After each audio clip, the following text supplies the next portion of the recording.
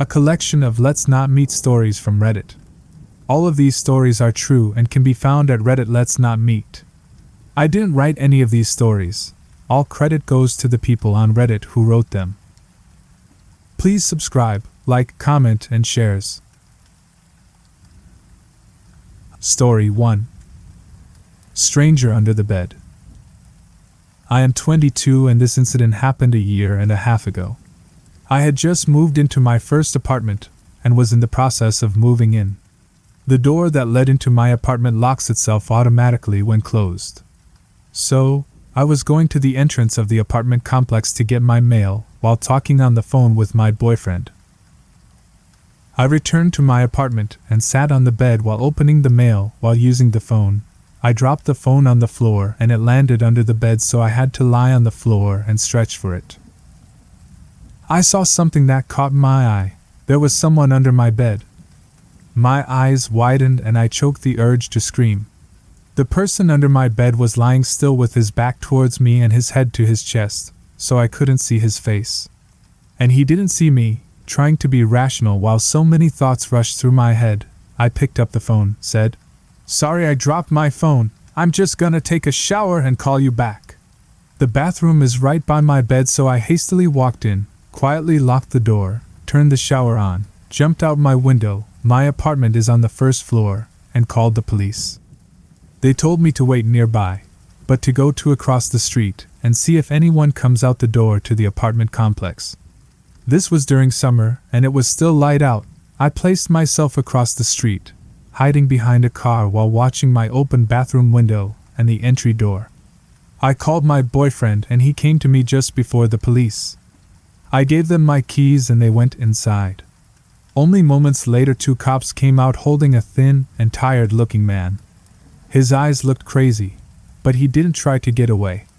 The policeman that had stood beside me and comforted me while the police searched through my house, I was a mess, shivering and crying, told me that the man stood outside my bathroom door with one of my kitchen knives waiting for me to come out. This man had somehow crept in my entry door while I was getting my mail and hid under the bed. The man that was trying to hurt me turned out to be a homeless person and was placed in a mental hospital. My boyfriend moved in with me the very next day. So crazy homeless man, let's not meet again. Story 2. The Screaming Man with a Rifle. Years ago I went with my best friend to a lawn party at another friend's place. This person lived very close to my grandfather, a person I don't see very often, so I wanted to surprise him with a nice visit. They lived in an area with big fields and not so many roads, which resulted in the houses being far apart, but still close if you just skipped over the fields instead of taking the roads. My grandfather and my friend lived across a huge field from each other, and in the middle of this field, a guy in his mid-40s lived in this old ruin of a house. I knew him from stories from my grandfather, where he had told me that this guy is a crazy guy. He had earlier been in jail for killing his wife, and stories go on and on about this man. Back to the part about I wanted to surprise my grandfather, so I decided together with my friend that we should try and skip over the field, since taking the roads would lead to a 3 kilometers walk rather than a 400 walk. We got ready. Even though we knew we would have to walk closely past this man's house, we decided to do it anyways. On our way there, everything went well. It seemed like he wasn't home. We didn't have to deal with his craziness anyways. Well, that all changed on the way back. On our way back, we got past his house and were now standing a quarter of the way between my friend's house and the guy's house, when we started hearing banging and screaming, which all in all made my heart sink into my stomach. After a couple seconds we could now hear was loudly and angrily being yelled, and turned around. The man was now out of his house, standing a bit into the field, and yelling, "If I ever see you again crossing past my house, I'll shoot you dead like a cow." And he literally yells on and on. I was at this point around 16, so I was not prepared at how to deal with him, so I just yelled that I was very sorry, which he really did not care about, and kept yelling and screaming and kinda angrily shaking his rifle into the air. At this point, my friend and I had been slowly but surely moving towards my friend's house, and after 10 of the most devastating minutes of my life, we got into our friend's house. Story 3. A hooded guy followed me with a knife. A little backstory about myself. I'm 15, I like to watch a lot of horror movies, and that developed kind of a paranoia for me, which is bad because if I'm out during nighttime without music to listen to, I would panic. I decided to go and grab some pizza because there wasn't anything made for dinner, and I'm home alone for the week. The store isn't that far away, but it's not that close either. I put on my headphones and I start listening to music. I tried to not pay attention to the darkness around me because I could feel I was starting to panic a little bit. I bought my pizza and went back to the path I came from, which was quite dark, and then all of a sudden a girl ran past me crying, looking really scared, and I started worrying more. When I looked into the direction she was running from, I saw a hooded guy with a knife.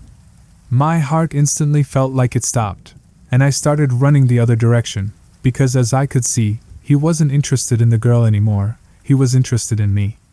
So I ran for like a minute to another path which isn't dark, and when I went there everything was good, and I tried to calm myself as quickly as possible. As I was close to my home, I saw him come up around the corner, and God, I never opened my door faster. Luckily he didn't see me go in my building. So I was thinking to myself, what if the girl didn't run in the direction I was coming from? That thought terrifies me the most. Creepy follower with a knife, let's not meet again. Story 4.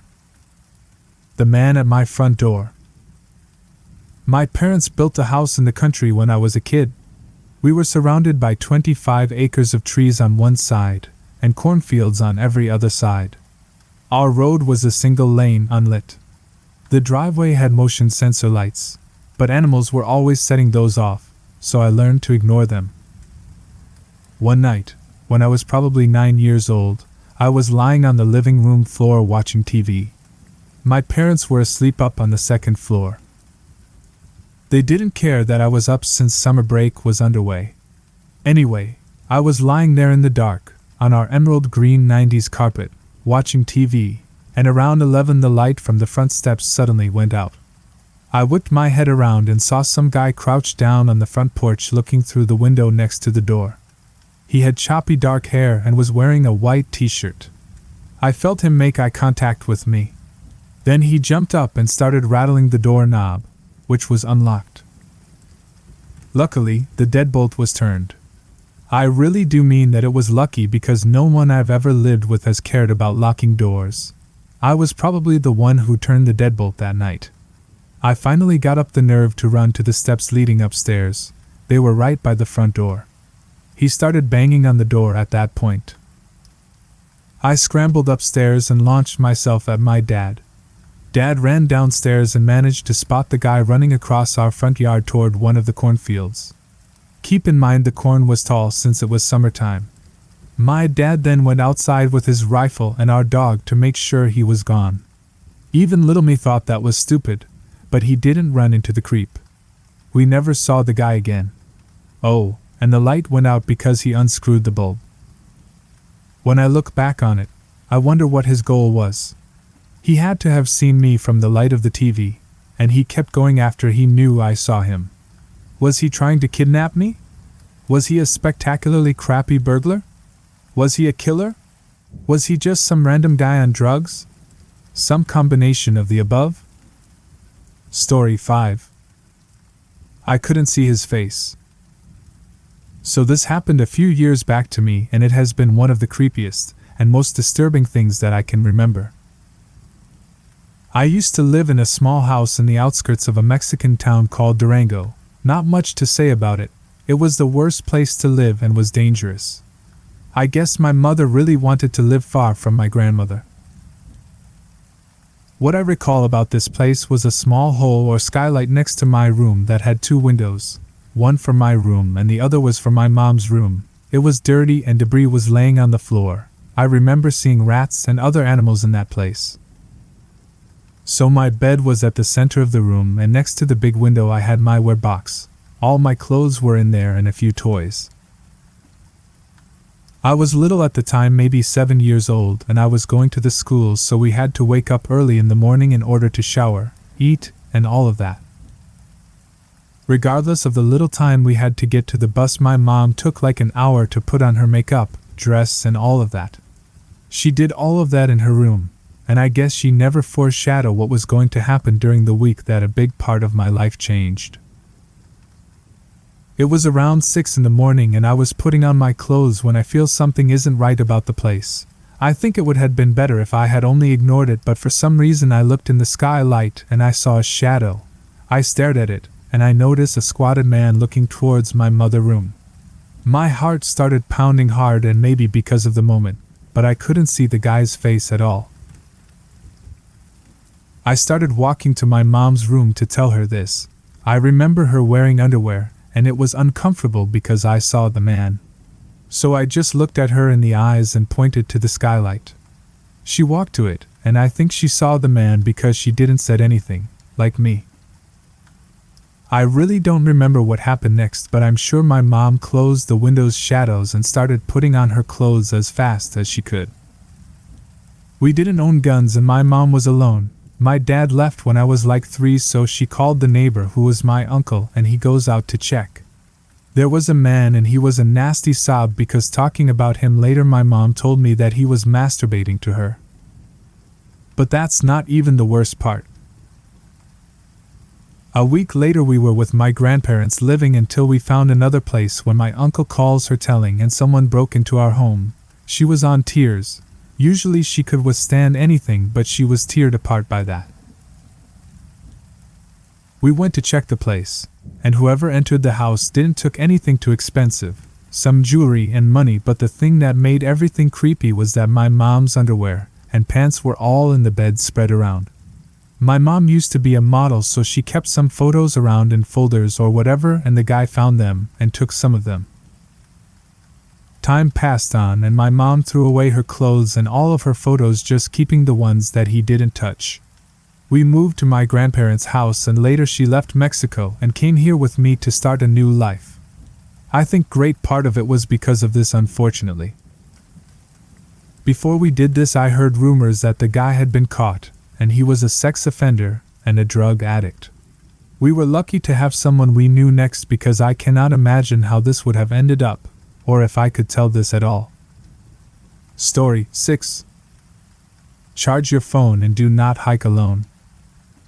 I don't really know how to start this, so I'll just jump straight into it. I will try to keep it as short as possible, but also want to make sure what I'm saying is clear as well. I'll answer any questions in the comments if anything is left unclear. I am a photographer and there is a nature preserve maybe 2 or 3 miles from my house. I don't live in the best of areas, so it is one of the few places I could go within walking distance to get a decent shot when I need one to post for my social media BS.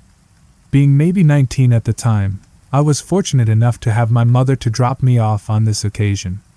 The plan was for her to show up a little over an hour later to pick me back up, to save me the multiple-mile trek back to our little home.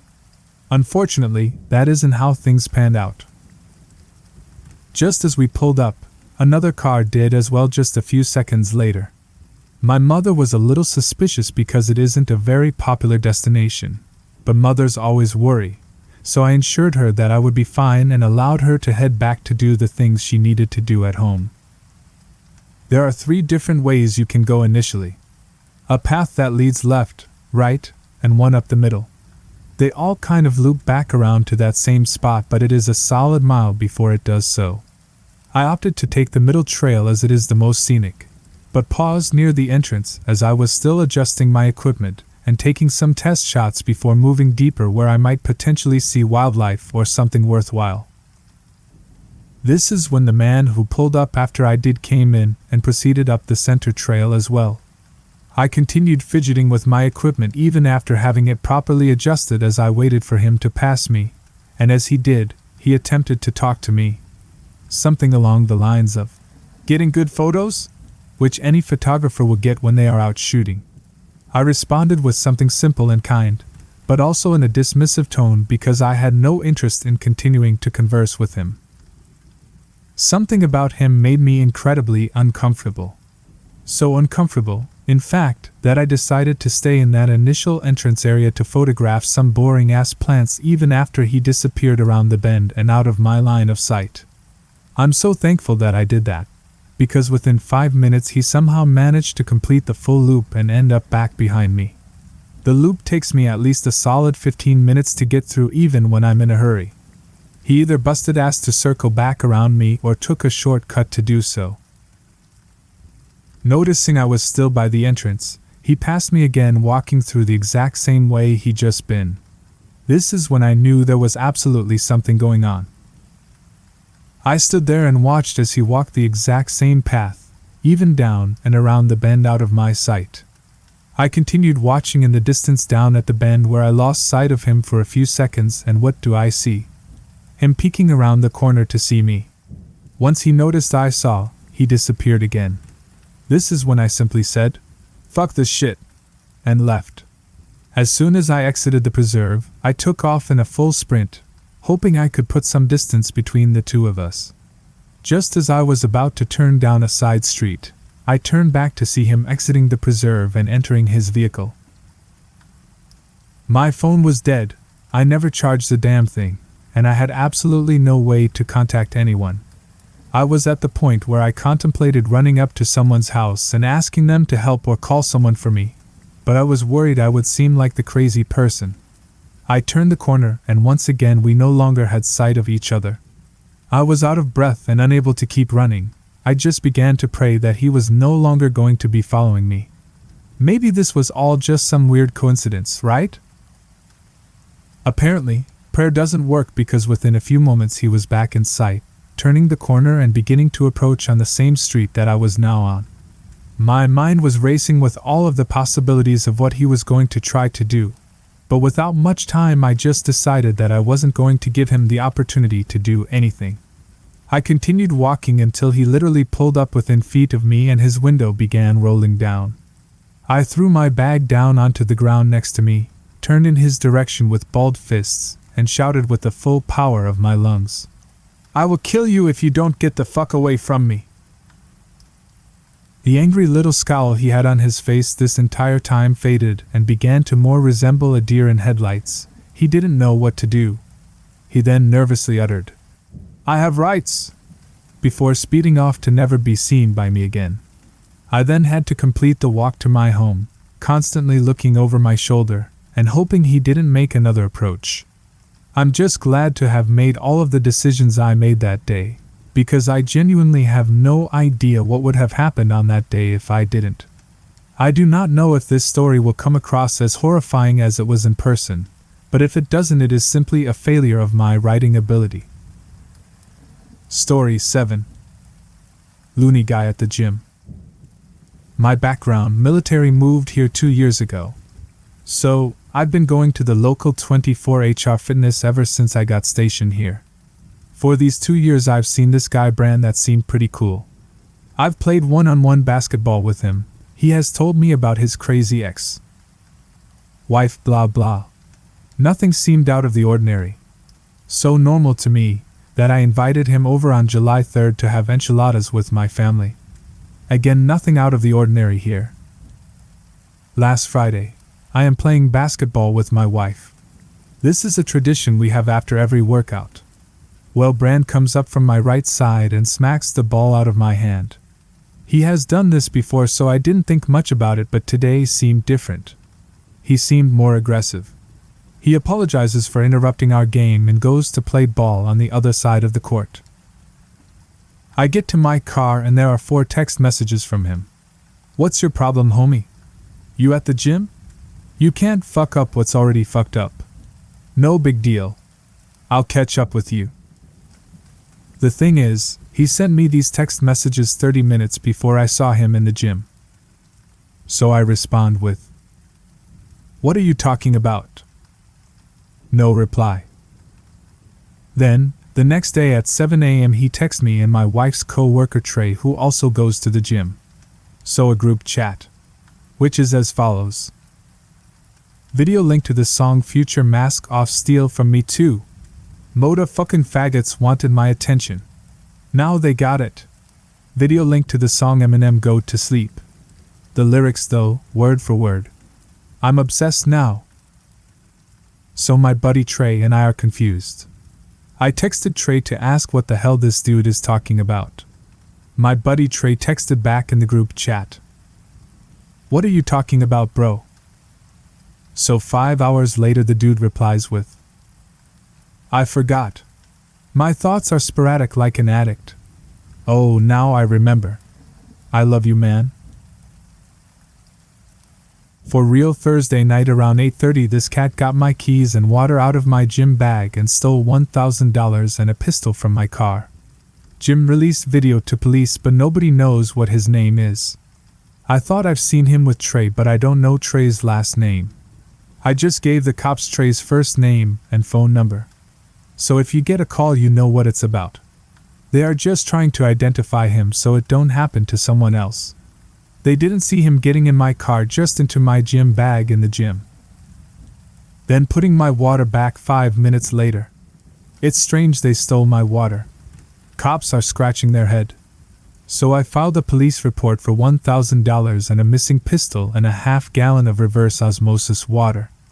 SMH can't have shit. You think you have friends until the cops come asking questions. You gonna see how many friends you have. They all snitch because why? Save their own ass. El Mayo, I'm one, see you Monday night at 6. So at this point I start putting shit together. He was aggressive at the gym and texting me because he thinks I took his shit. I texted him back saying if I could help in any way I would. And he said, thanks bro. I then called him because I wanted to clear my name and Trey's name. But 20 seconds into the conversation I could tell the dude was not right in the head. On the phone, he said he got his cocaine, money, and guns stolen out of his gym bag. He said that he knows I, Trey, and my wife plotted against him to rob him. He says I invited him over to plot against him. He said I made a big mistake by inviting him over and showing him where I live. I asked what that meant exactly, and he said, I got guns, if the cops don't handle this I will handle this. I said, are you going to try and hurt my family? And he said he knew where I lived. I explained to him that I am in the military, and that I don't get involved in illegal shit like that, and neither does my wife or Trey, who are also in the military. We have clearances. He said, I know you did it. He mentioned that he was a diagnosed schizophrenic who is always high on drugs. That people know not to fuck with him. He said the gym won't release the footage to him, only the cops. At that point I ended the conversation because I knew I could not reason with someone who is unreasonable. It also occurred to me that if the gym didn't release the footage to him, he has no idea who took his shit and is assuming. So I called Trey immediately and let him know to watch his back at the gym. That this dude is a nut job and he thinks we plotted against him. Paranoid loony. Yesterday around 9:04 p.m. I got a text from him again. Are you and your bitch going out tonight? I'm buying drinks all night. So I replied saying, that's my wife, not my bitch. Have a good night. Then he replied, she a fucking hoe. Are you mad? I bet she gives good sloppy head. Am I right? I think he meant, right.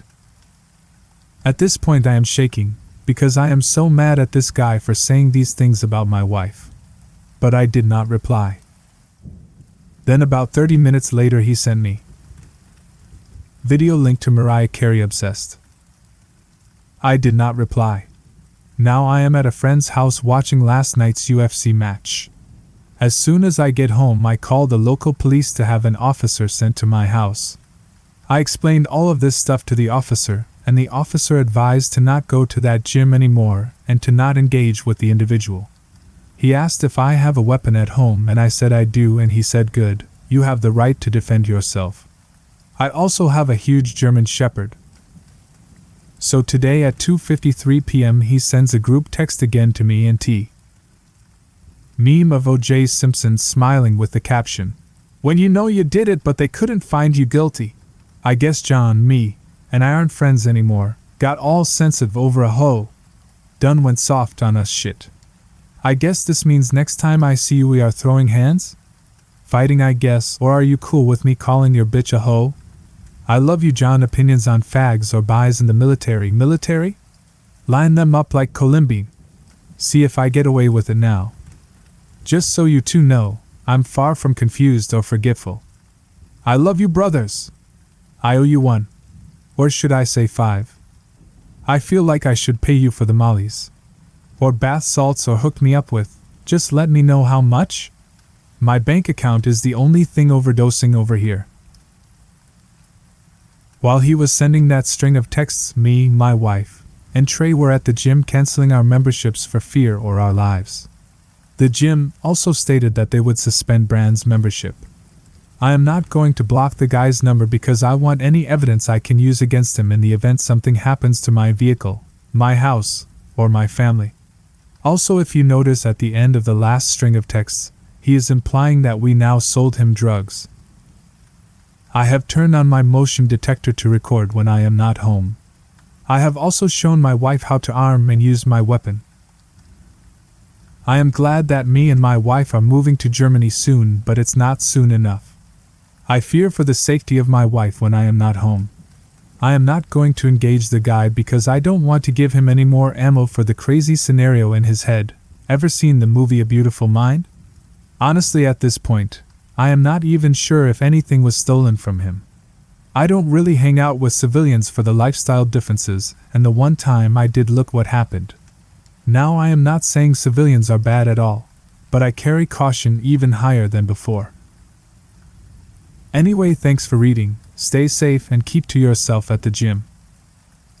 Update 9 p.m. Mountain Standard Time. The dude just found me on Facebook.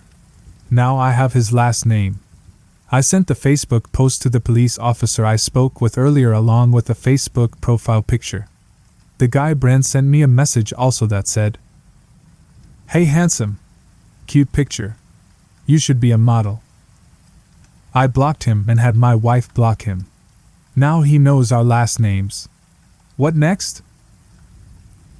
Update 10 p.m. Mountain Standard Time. Looks at pics of local apartments on Google.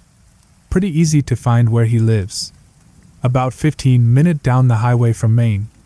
I got enough information on him now that if something happens I can notify the authorities of his approximate location. Story 8. To this day I will not go into town at night. This is going to be very short, but it really bothered me.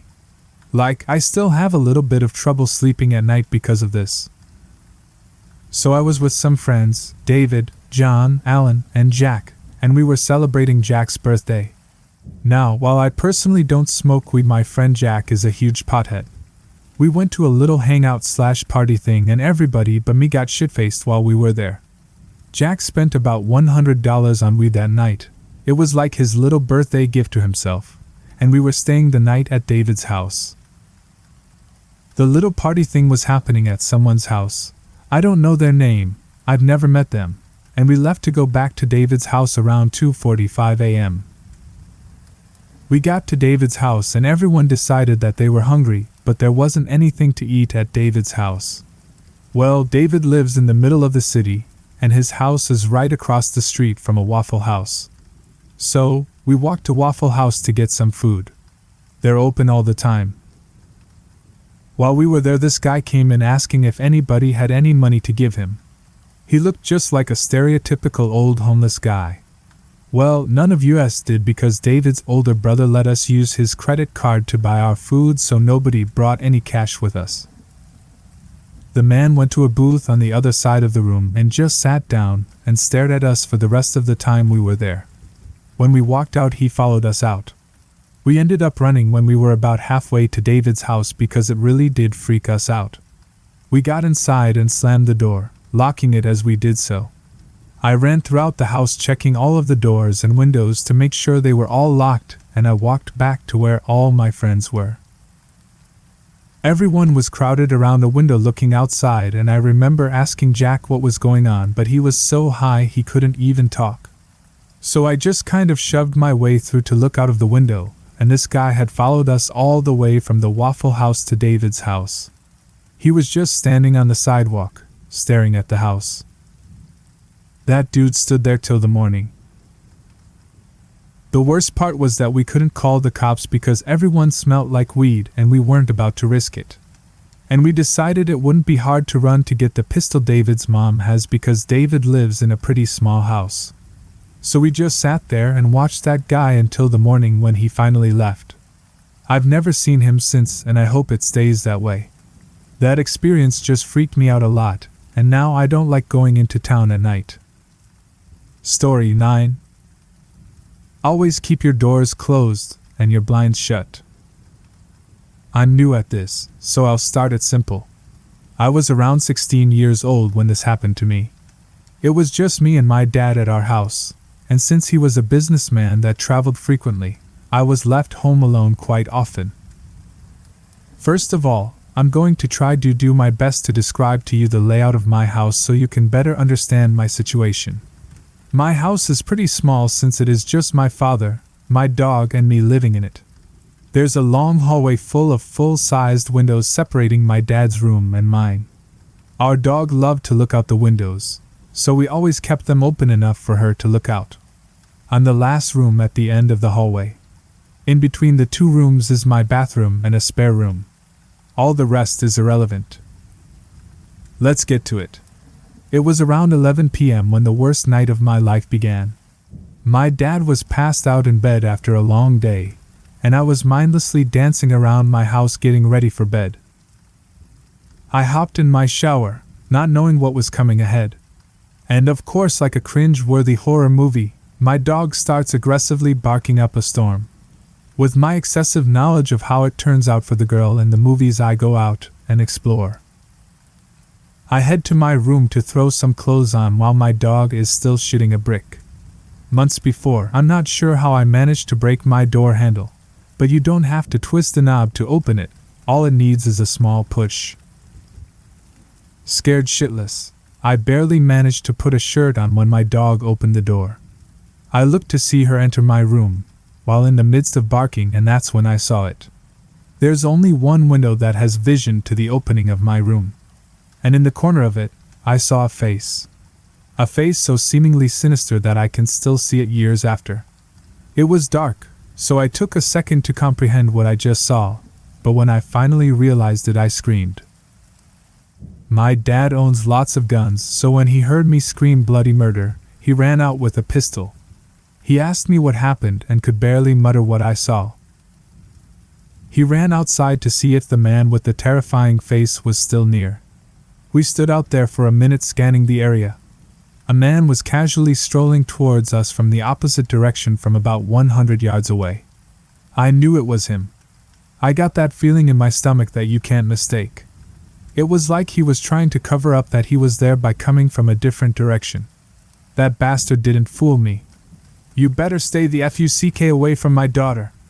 You see what I have here? You know what this does? Holding up his gun, I could have sworn my dad was going to shoot. The man brushed these threats off easily. Fuck off, old man, he said. My dad and I went back inside. He went back to bed like nothing had happened, but I could not sleep a wink. I kept thinking he was going to come back and hurt me because of the threats to him. We called the cops the next morning, and they came and scoped out our house. He looked around the house trying to calm me down, but I was still pretty shaken up. He went to the front yard, and that's when he saw it. In front of the windows in the long hallway there were small bushes, nothing much. The cop, from outside, went to the window that had view of my room, and there it was. If he tried to tell me the news without making me more upset, he failed. There were indents in the dirt right in front of the window. That meant he knew where he needed to look for you, and it seems as if he had come here more than once because of the broken pieces of bush and the divots in the ground. Turns out he was the nephew of my old neighbor, and he had been staying there for months. Never arrested, never got in trouble, probably barely got a slap on the wrists. But at least he was gone now. How long had he been watching me? I'll never know. All I know is I keep my doors shut, and I never keep the blinds open. So, creepy nephew that had watched me for who knows how long, let's not meet again. Story 10. Beware of small towns in Florida. This is a long time ago, late 90s. When I was 19, I moved from Oregon to Florida to be with my boyfriend at the time. Don't ever do that. I was thinking, white sand beaches and Mickey Mouse, but instead got the swamp, bugs and dirt roads. It was a huge shock to the system. We lived in this dinky little town called Hawthorne, just outside of Gainesville. Don't ever go there. Very small, 1 stoplight and 4 stores. Dollar General, Steve's Market, Eckerd's Pharmacy and Sonny's Barbecue. Whoopee. Anyway, I got a job at the now defunct Eckerd's in the middle of town. It was next to the grocery store, so everyone shopped there. After about 3 months or so working there, I walked in to start my shift one day when the manager pulled me into his office. Laid out on his desk was about 30 to 40 open letters, all addressed by hand. To me. Do you know this person? My manager asked. No. Read one. So I picked the cheerful yellow one. Inside were 2 handwritten letters and a magazine cut. Out of a woman with long blonde hair. Just like me. As the Eckerd manager watched on, I read the letter. I skipped around a lot out of confusion, desperately trying to find out why I'm in this room. From what I read, it was mostly someone imagining what spending time with me would be like. A lot of it was sexual in nature. There were descriptions and comments about my hair, washing it, smelling it, and something about the moonlight. A few sentences were highlighted, others were underlined. My first thought was, am I getting fired? Do you know this David Elrod? Hair. I said yes, I think so. The tall, lanky guy with thick glasses and frizzy dark blonde hair. The regular who comes in a couple times a week to pick up Diet Coke and medication for his mom. Late 20s and obviously socially or mentally challenged. On rare occasions, he would make small talk as I rang up his soda. Once or twice, he would linger at my register or stare at me, but I figured he was just trying to adjust his eyes or had poor social cues. Harmless, compared to some of the other people I had met in Florida, so I didn't pay him any mind. Until that day in the Eckerd's office. I knew he wrote the letters because of a strange encounter 2 weeks earlier. While working, he came up behind me and caressed my hair. I had to remove it from his hands and he apologized. Weird. No harm, I went back to work. After telling my manager this, he informed me that the customer was going to be banned from the store, and I was being sent home while they worked out the details. What details? Confused, I walked out of the store and drove home. Strange. 2 hours after I got home from my non-shift at work, there's a knock on my door. I look out the window and see what resembles a SWAT team. What the fuck? I saw men in tactical gear with large weapons, 2 men dressed in suits, and several uniformed cops. In what seemed like slow motion at the time, I opened the door. A female officer holds up a few oddly familiar letters. Can we come in and talk to you about these? Realizing everyone in town has read the letters, I wanted to pass the fuck out. I don't even know the guy. We have a seat on my couch, and she begins to speak. Out of the corner of my eye, I see my boyfriend shooting me dirty looks from the bedroom. The female officer mentions getting the letters from Eckerd's and attempting to issue a trespassing notice. They wanted to speak to him directly, she says, because her whole department is aware of David. The officers confronted him at his residence and attempted to evoke the trespassing notice from Eckerd's store. Apparently, he was not happy about this. He insisted for over 45 minutes how this was all a big mistake and I wanted to talk to him. He was so combative and persistent, they decided to pursue stalking charges. Stalking charges? She continues. You need to be aware that David killed and partially dismembered his mother when he was 12 years old. He was released from a juvenile psychiatric facility less than 4 years ago. Diet Coke. We found disturbing materials at his home. She continued. We believe he's been stalking you. My mind kept wandering. It's my mom's favorite drink. David was arrested the next day for stalking after he was found in the Eckerd's parking lot, but the last official word was he went back to the psychiatric hospital, at least temporarily. I didn't have the chance to read the letters in full before they were entered into some vault of evidence, nor did they explain what they found at his house, so I never had the complete picture of what was happening. My boyfriend at the time was a huge dick about the whole thing, so I moved back to Oregon a week later. Besides, who wants to hang around when Norman Bates is fixated on you? Story 11. Crazy neighbor tried to break into my house. Okay, so I've contemplated posting this for a little while. It happened a good few years ago, back in my early teens. To give a bit of background, the street I grew up on was very suburban, and as a child, I was often allowed to stay out late because the area was safe and everybody knew everybody. Eventually, this middle-aged guy moved onto our street. He was nice enough, but he rarely interacted with anyone on the street. My friend knew his family and had disclosed to me that he had a wife and children, but in the year or so that he had lived on the street, I'd never seen anyone visit/move in with him. It was obvious he lived by himself.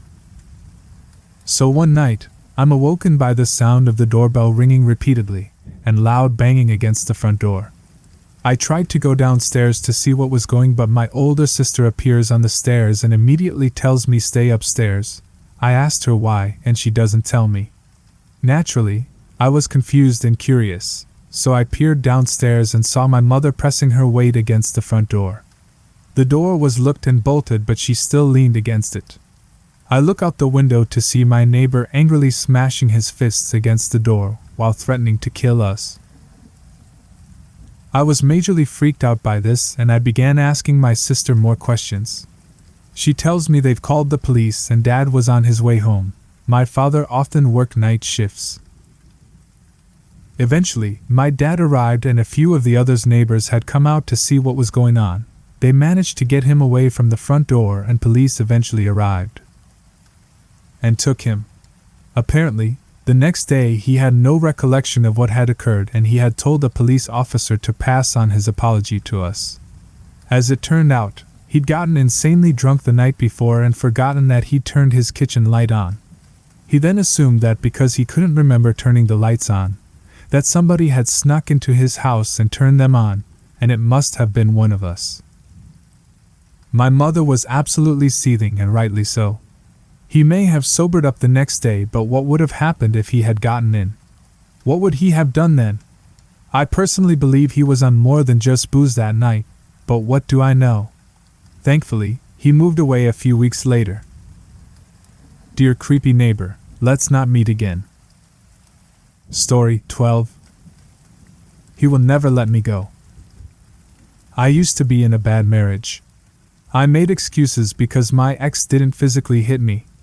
When I finally was fed up and left him, I moved into a house with my long-term best friend. My ex started stalking me and tracking me through Facebook. He knew about texts that were in my phone that he had no way to have read unless he had some kind of spying app. He knew where I was, how long it took me to get home from work, who I had spoke with during my day. It was early one morning. The sun was coming up and the light through my window was enough to disturb my sleep. I rolled over in bed and extended my arm. That's when I felt it, someone else's arm. I jumped out of bed screaming an unnatural scream, almost hyperventilating. There lay my ex, wide awake. He calmly looked up at me and coldly said, "I missed you." Running through my panicked mind was the thought that he was going to end my life. He would never let me leave. I screamed, "You can't do this! It's creepy." He got up and replied, "What? Can I come see my wife?" I could tell right then that he didn't love me. He felt he owned me. I spent what felt like an eternity trying to calm down and placate him enough to get him out of my house. I should have called the police, but I had been mentally abused for 5 years and I was terrified to call the police on him. I stopped staying at my house after that. I stayed the night with any friend that would host me. It's been over 2 years and I am still trying to legally divorce him. He just won't let me go. Story 13. Why I avoid my childhood best friend. After the events that took place when I was 8 years old, things went back to normal for my friends and I. The guy who had tormented us was gone, and we were pretty much safe again. This continued until we finished primary school. When this happened, we didn't see each other very much, apart from a few who went to the same school as me. Up until that point, my best friend was Jake. He ended up going to a different school, so we only saw each other twice since we finished school. When we were both 13, we had moved on and weren't friends anymore. So, one day when I was 13 or 14, I met up with an old friend. His name was Ethan. He had also been friends with Jake. When we met up, we decided to go to a large park that was located between our houses.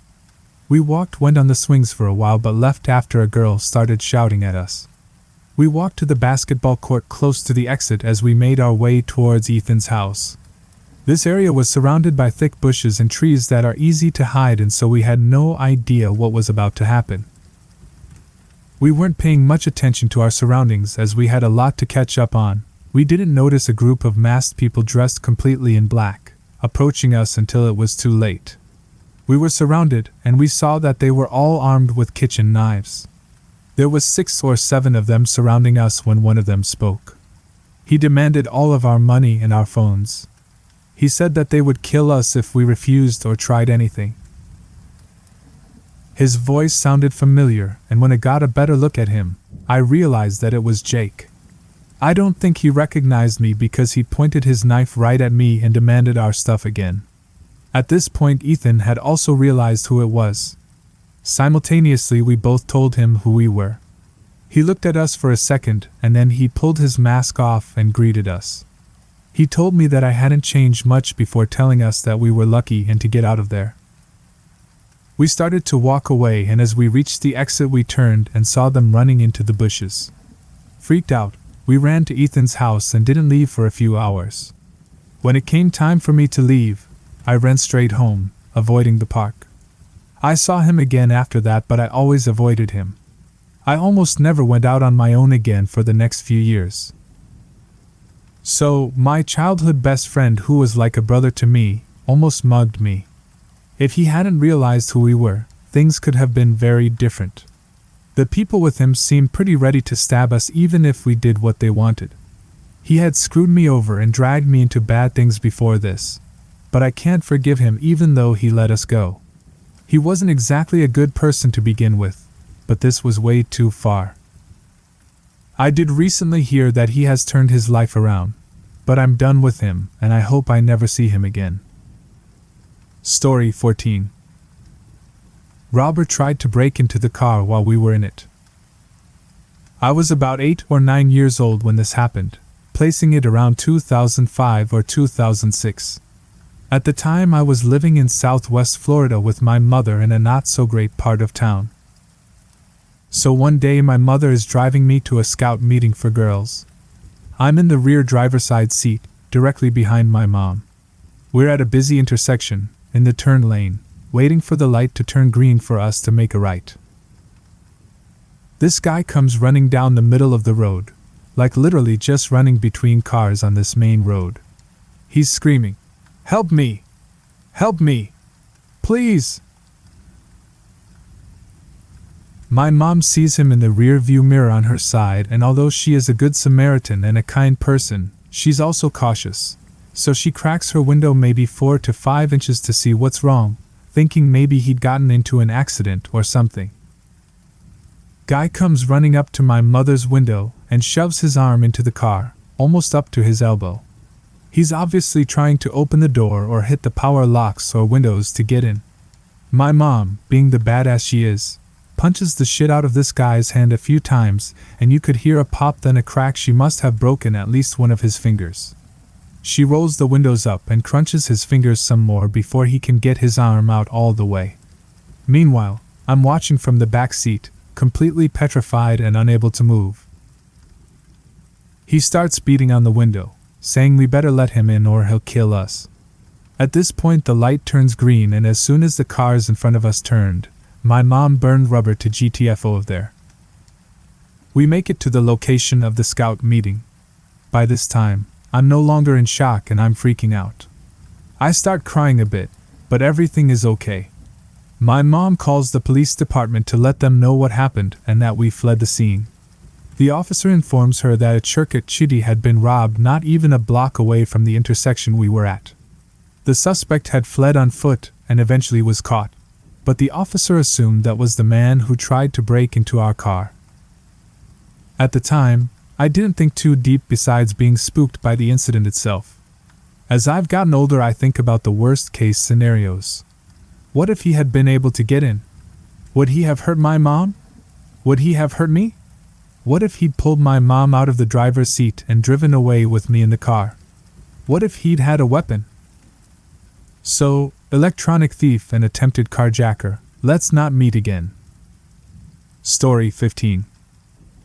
The closing shift creep. This begins in 2011.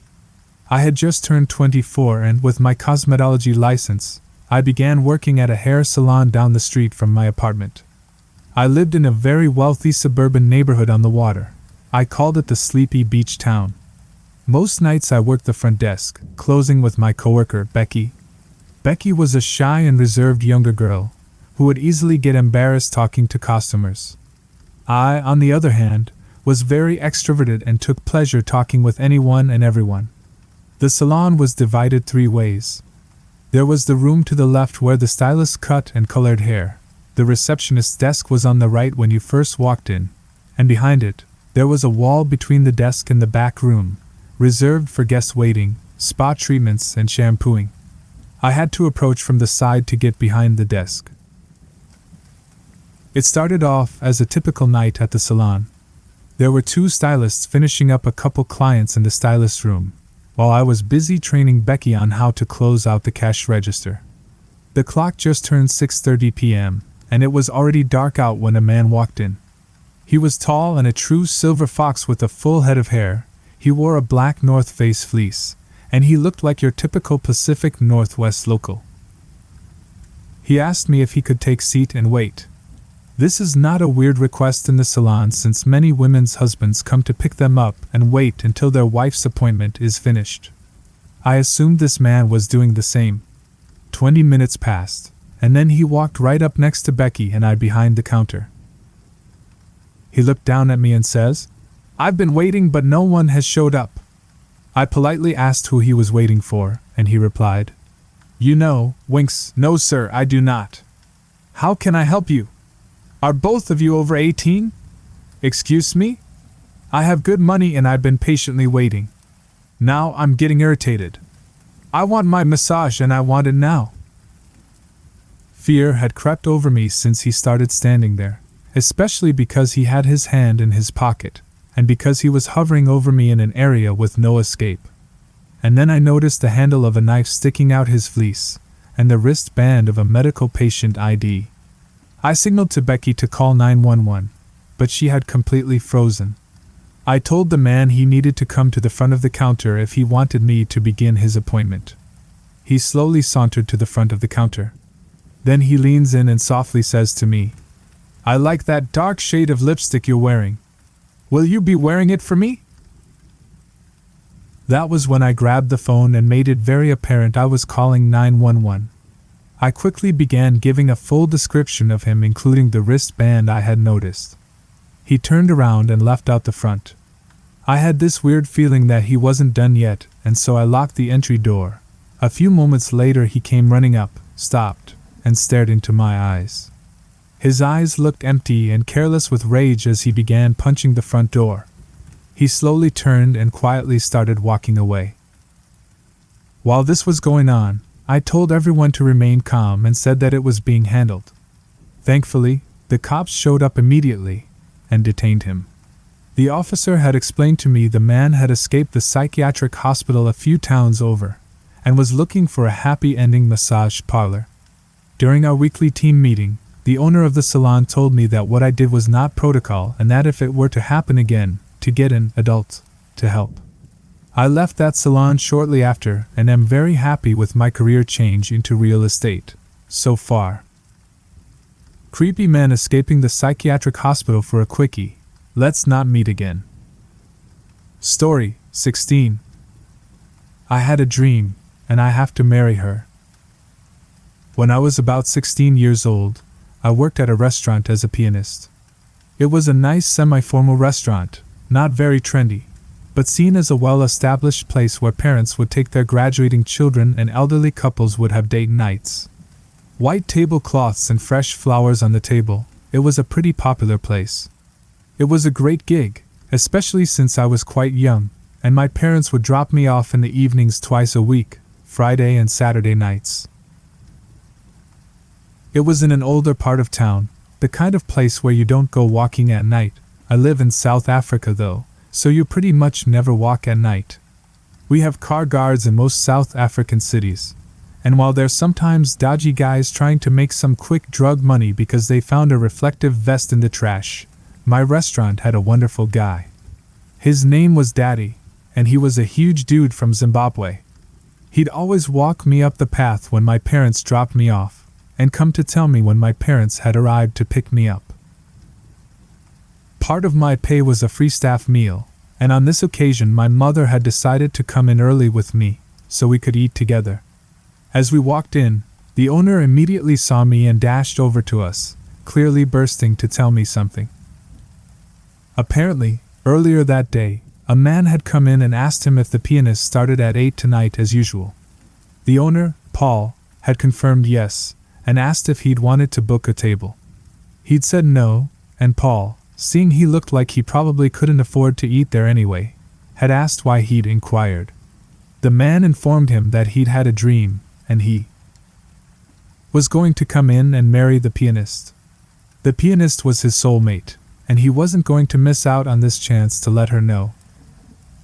Quite bewildered at this information, and thinking maybe a friend from school was playing a joke, I'd asked what the guy looked like. I remember Paul trying to put it nicely. Well, he was sort of short. 30-ish? Plump long hair. He had a hat on.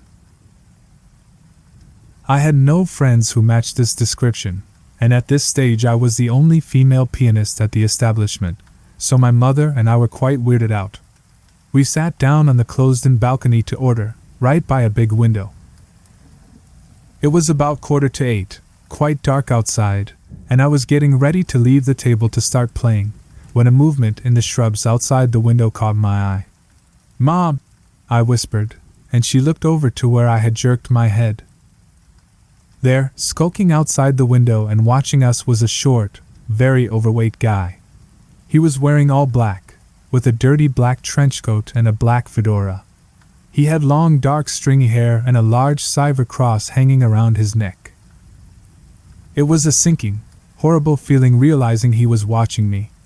I don't know if it was mostly because I was pretty young and sheltered, but realizing that this strange man knew who I was, what I looked like, thought about me, wanted to marry me, made me feel almost debilitated with fear. My mom, however, quickly realized that while I was in the view of the window, she wasn't. She told me, "Stay here," and got up and left the table, staying out of view of the man. She went to the manager, and got him to phone Daddy on his cell phone. We were sitting towards the back of the restaurant, and Daddy was on the street.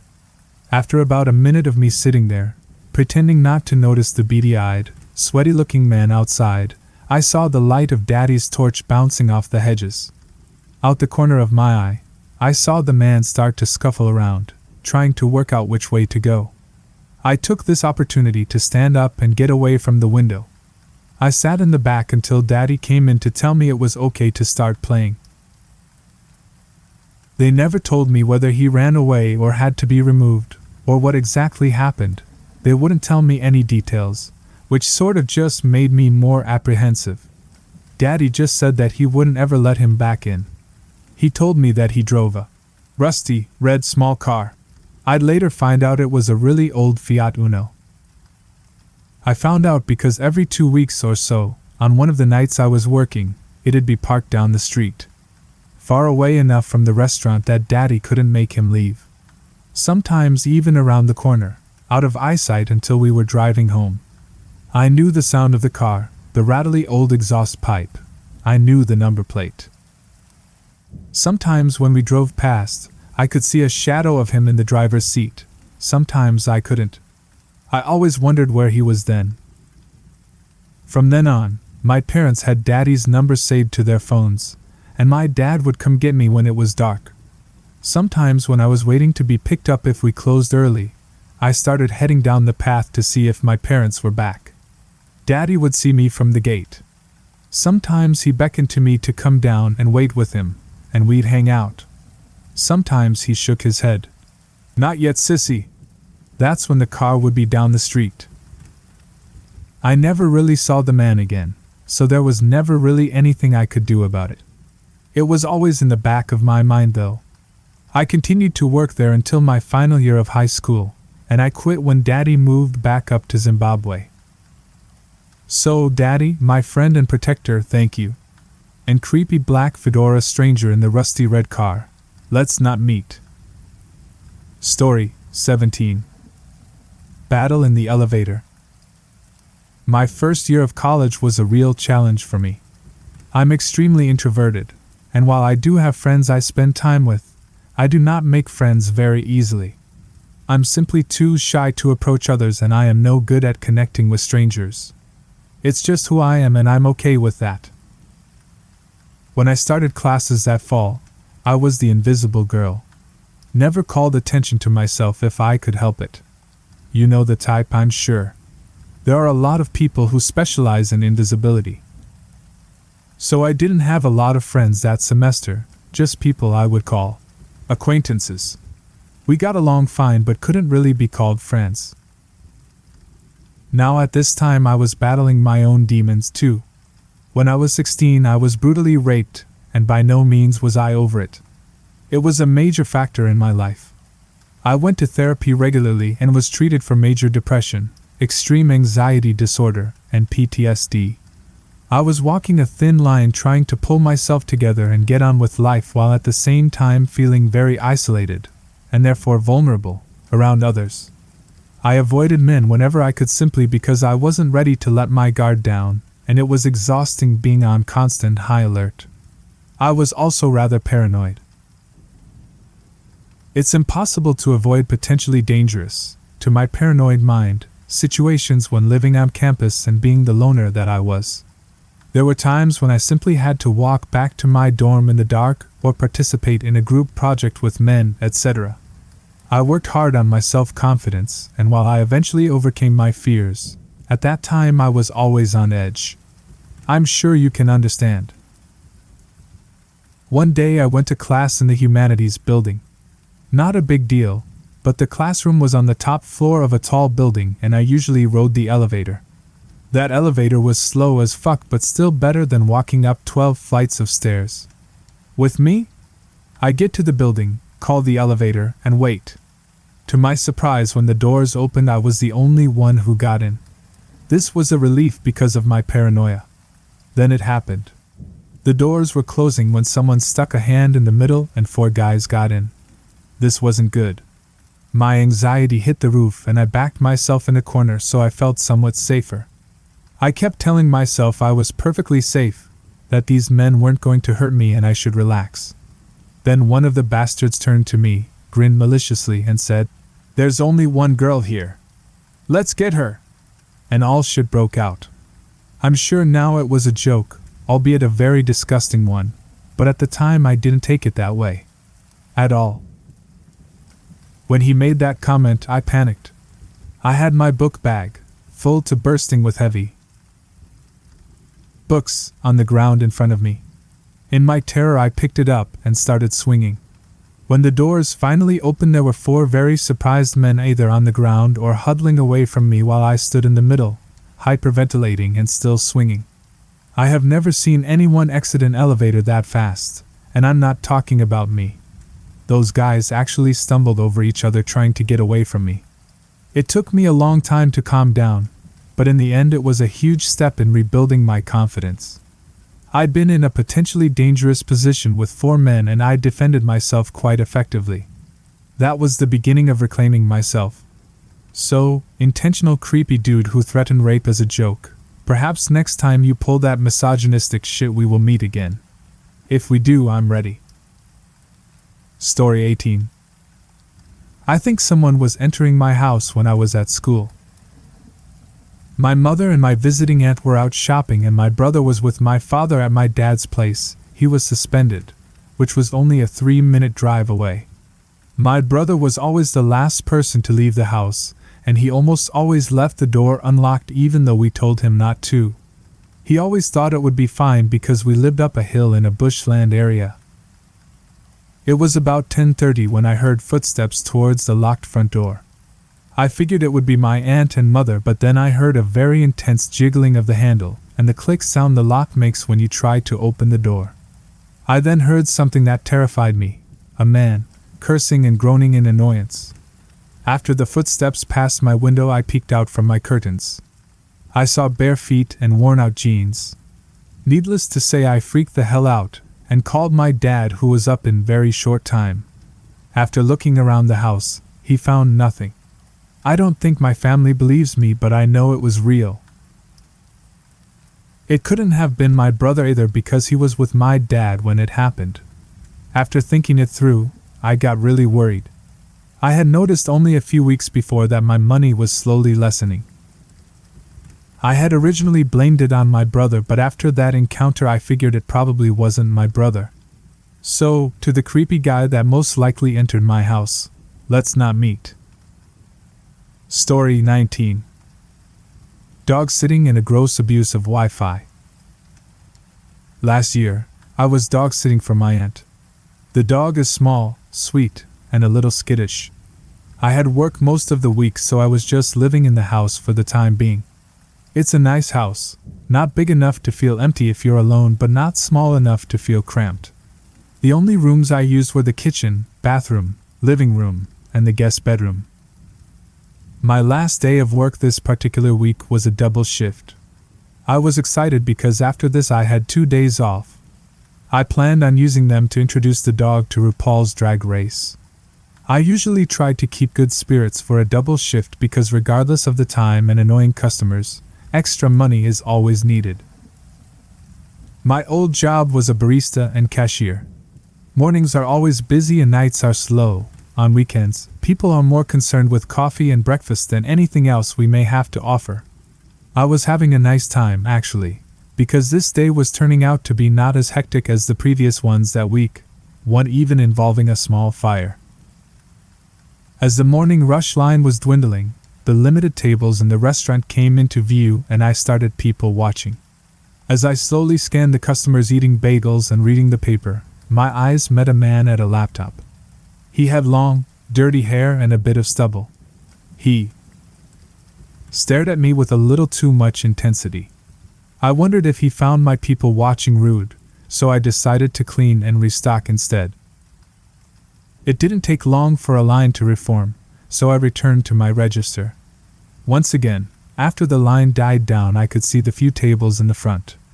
The man was still there, and he was still staring at me. Every now and then he would look at his computer, and then back to me. It almost felt like he was looking right through me, or like he could see every part of me. It felt so uncomfortable that I went and cleaned in the back of restaurant, out of his sight. After the next rush, I took my break and sat far away from the man. He was out of my sight, and I was out of his. When I came back from my break, the man was gone. My manager asked if I had interacted with him at all. I told her about him making eye contact with me, but that nothing else really happened. She told me that the man had been watching porn on his laptop and she had asked him to leave. So that was weird enough. This man had been watching porn and staring at me. I really wish that this is where the story stopped. Hours passed and the rest of the day was entirely normal, despite me and a few female coworkers feeling a slight edge. We were in the process of closing, which is actually a process I really enjoy. I'm one of those weirdos that likes to clean. We're well in, and I'm almost done with my assigned jobs when my manager comes up to me again. She informs me that the man had found his way back in the restaurant at some point, and she found him hiding in a back corner. She chased him out by threatening to call the police. She knew that earlier in the day, he seemed to be paying attention to me. She said I could finish up whatever I wanted or needed to, but afterwards she strongly advised me to get home as soon as possible.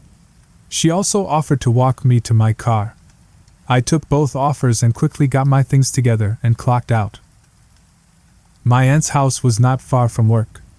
It was a 5-minute drive at most, which was helpful because then I didn't feel crippling anxiety for much longer. I got in the house and after triple checking that I had locked every door, got into my pajamas. But unsurprisingly, I was not ready to sleep yet. Now was the time to introduce the dog to RuPaul's Drag Race.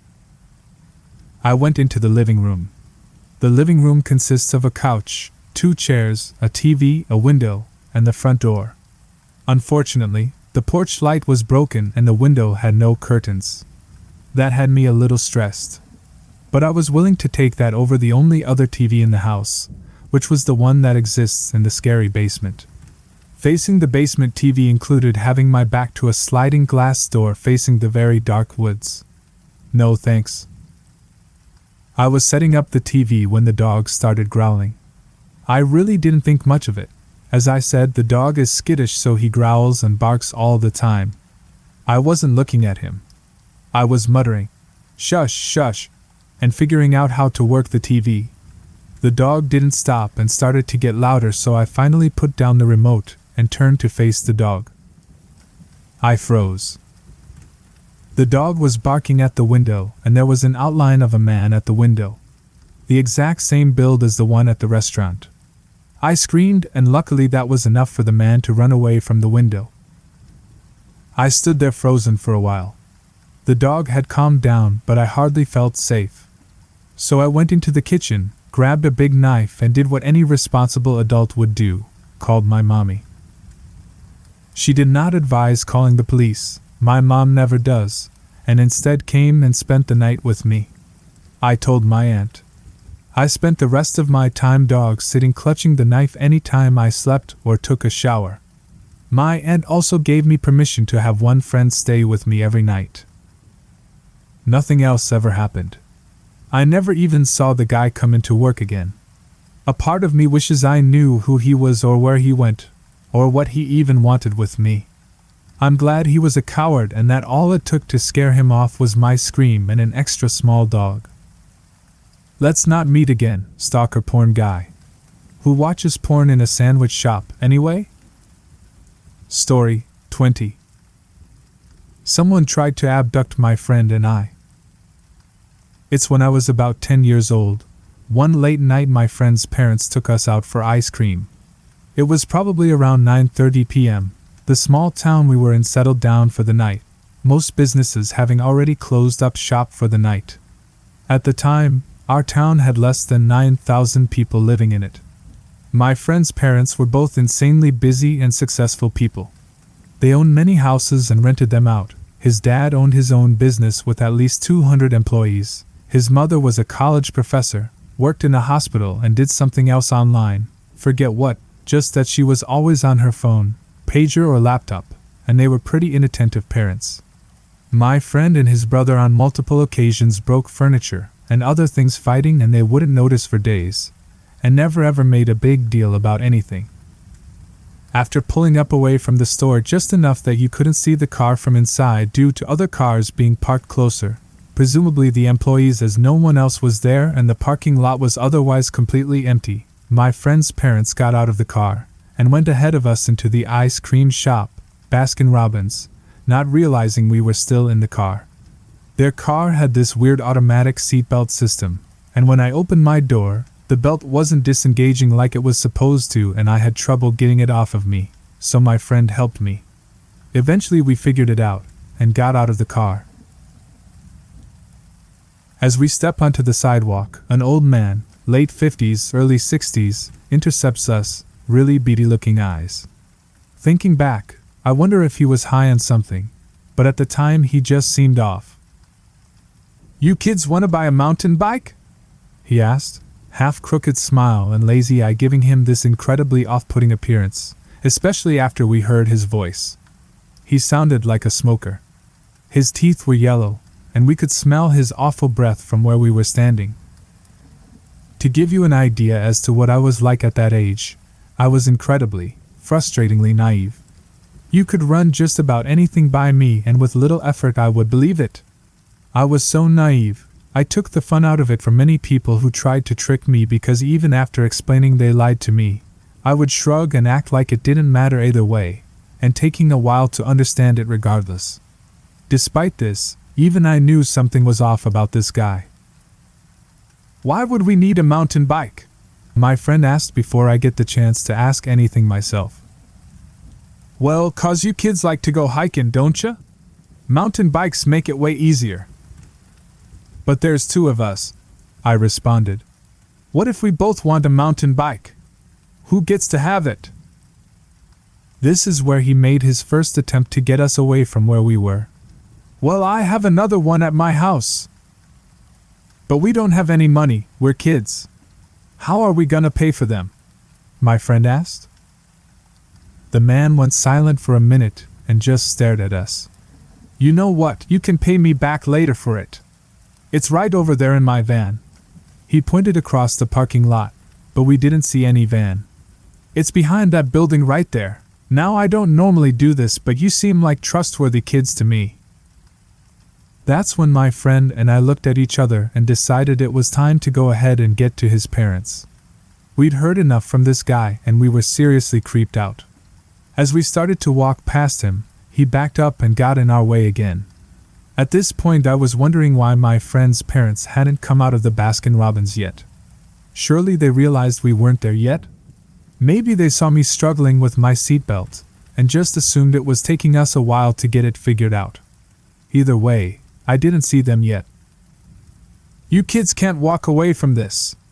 This is the best deal you're ever gonna get on mountain bikes," the man stated condescendingly. "How stupid would you feel knowing you could have had a bike for free?" "We already have bikes," my friend muttered. "But I bet they aren't mountain bikes," the man growled. He seemed angry at this point. His friendly demeanor turned to frustration. He started to walk toward us when my friend's dad walked out of the Baskin-Robbins and asked us what was taking so long. The old man reeled and pushed his way past us, walking briskly until he full-on sprinted behind a building. Neither of us said anything. We were too shaken. Something else I should mention about my friend's parents. While they were inattentive, they were two of the most sincere and genuine human beings I've ever met. Always seeing the good in people and denying any bad even existed. I really don't think his dad pieced together what he saw, and without us giving any indication, besides our unusual silence, that something was wrong, he likely had no idea. It was days before we even talked to each other about it, months before we brought it up to anyone else. I shudder to think what would have happened to us had my friend's dad not left the Baskin-Robbins when he did. It's something I push to the back of my head often, but crops up every now and then. Story 21. What I had to deal with because someone didn't like my 8-year-old self. When I was 8 years old, I spent most of my free time playing in the streets near my house. I had a few friends from school who lived nearby, so I was always with them whenever I was out. Our group was made up of myself and my friends, not their actual names, Jake, Mark, and Carl.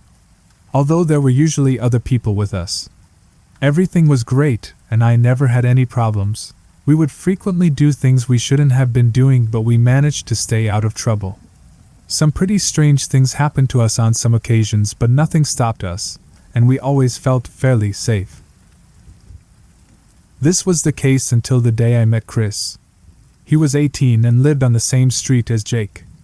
I don't know how they came to know each other, but they claimed to be friends. We met in the alley behind Chris's house where he was playing with a remote control car. I was happy to meet him, but he clearly had a much different opinion of me. On the day I met him, I was only with Jake, so I wanted to stay with him rather than going home. However, I wasn't given much choice, as Chris told me to fuck off and threatened to set me on fire with a lighter he had. Jake wouldn't back me up, so I just left feeling sad because Jake was my best friend. As I reached the end of the alley, I looked behind me and saw Chris setting his car on fire. He looked up at me and my 8-year-old self could see the hatred on his face. This scared me, so I ran the rest of the way home. I didn't see Chris again for a while, and I made sure to avoid going near his house. Unfortunately, this didn't last, despite my best efforts. This second time I saw him, he was riding his bike down the street with a bunch of other people who seemed to be about the same age. He swore at me as he passed, and the people with him did the same. Every day he did exactly the same thing, but he and his gang would chase us down and crash into us. Every day I would have new tire marks on my legs from where I was hit. For some reason Chris had decided that he would terrorize and bully all of the kids in the area.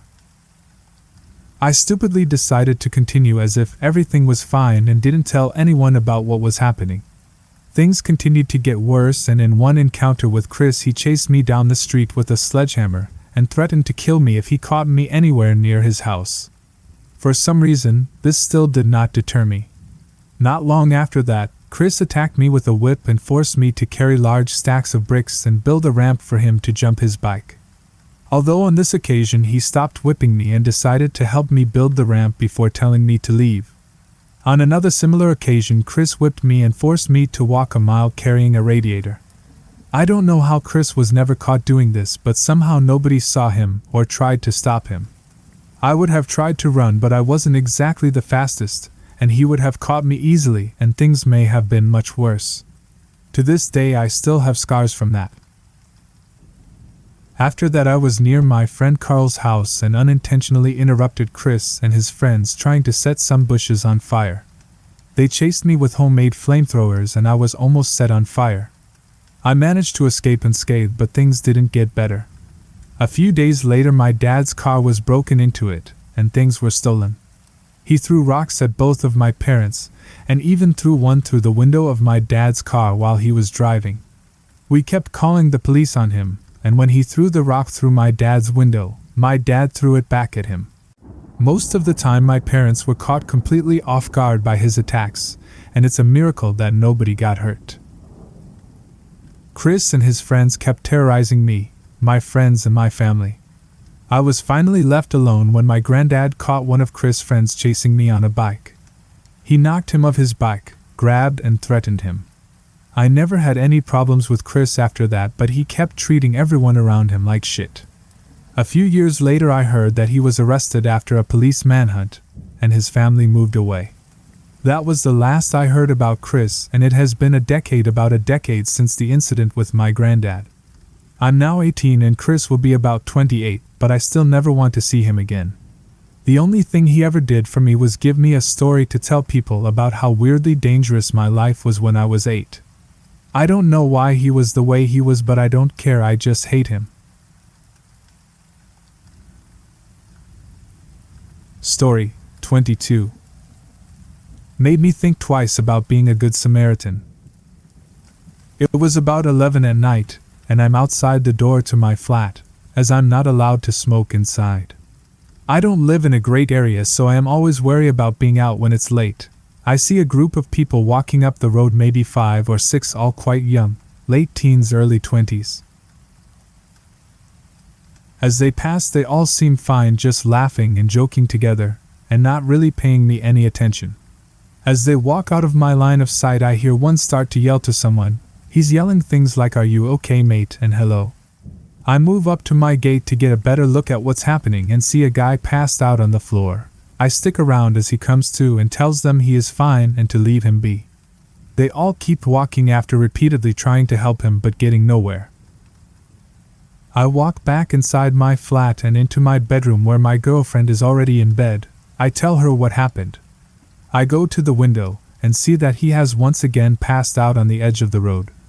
I didn't really know what to do, so I dial 999 and ask for the police.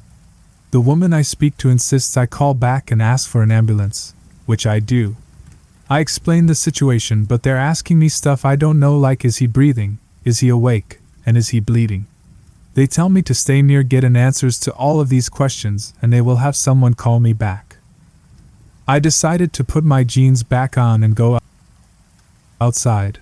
I ask my girlfriend to stay inside in case I need her to call the police, and in general for her to stay safe. She protests this idea and is following me downstairs and out the door. I walk over and call out to him so he knows I'm there, As I do, some guy getting out of his car tells me he has called an ambulance, and it's going to be an hour. At this point he decides to get in his car and leave. I sit on the floor against the neighbor's wall and start to talk to the drunk guy, asking his name and where he's been tonight. He goes into detail about his breakup and his pregnant ex and how his life is shit, and I just keep him talking with general bullshit answers like it'll pass and things like that. He was annoying, but like drunk annoying, making comments about my girlfriend who is sat with me and just being a bit of a dick. As we sit there talking, it's about 11:40 now, and a car rolls past us, slows down, stops and reverses. All of the lights in the car are off, but I can make out a bottom half of a face through the window. It's a nice car. I later found out it was Vauxhall Insignia something sport.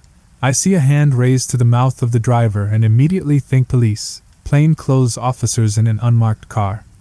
The drunk guy asks who that is, and I say it's the police. That's when 3 people step out of the car, the driver first, a young guy, stubbly beard, smart clothes, and then the other 2 people. Both with their coat hoods up and using a hand to pull the collars up over the bottom half of their face. I feel so stupid that this was the first point I realized something was wrong.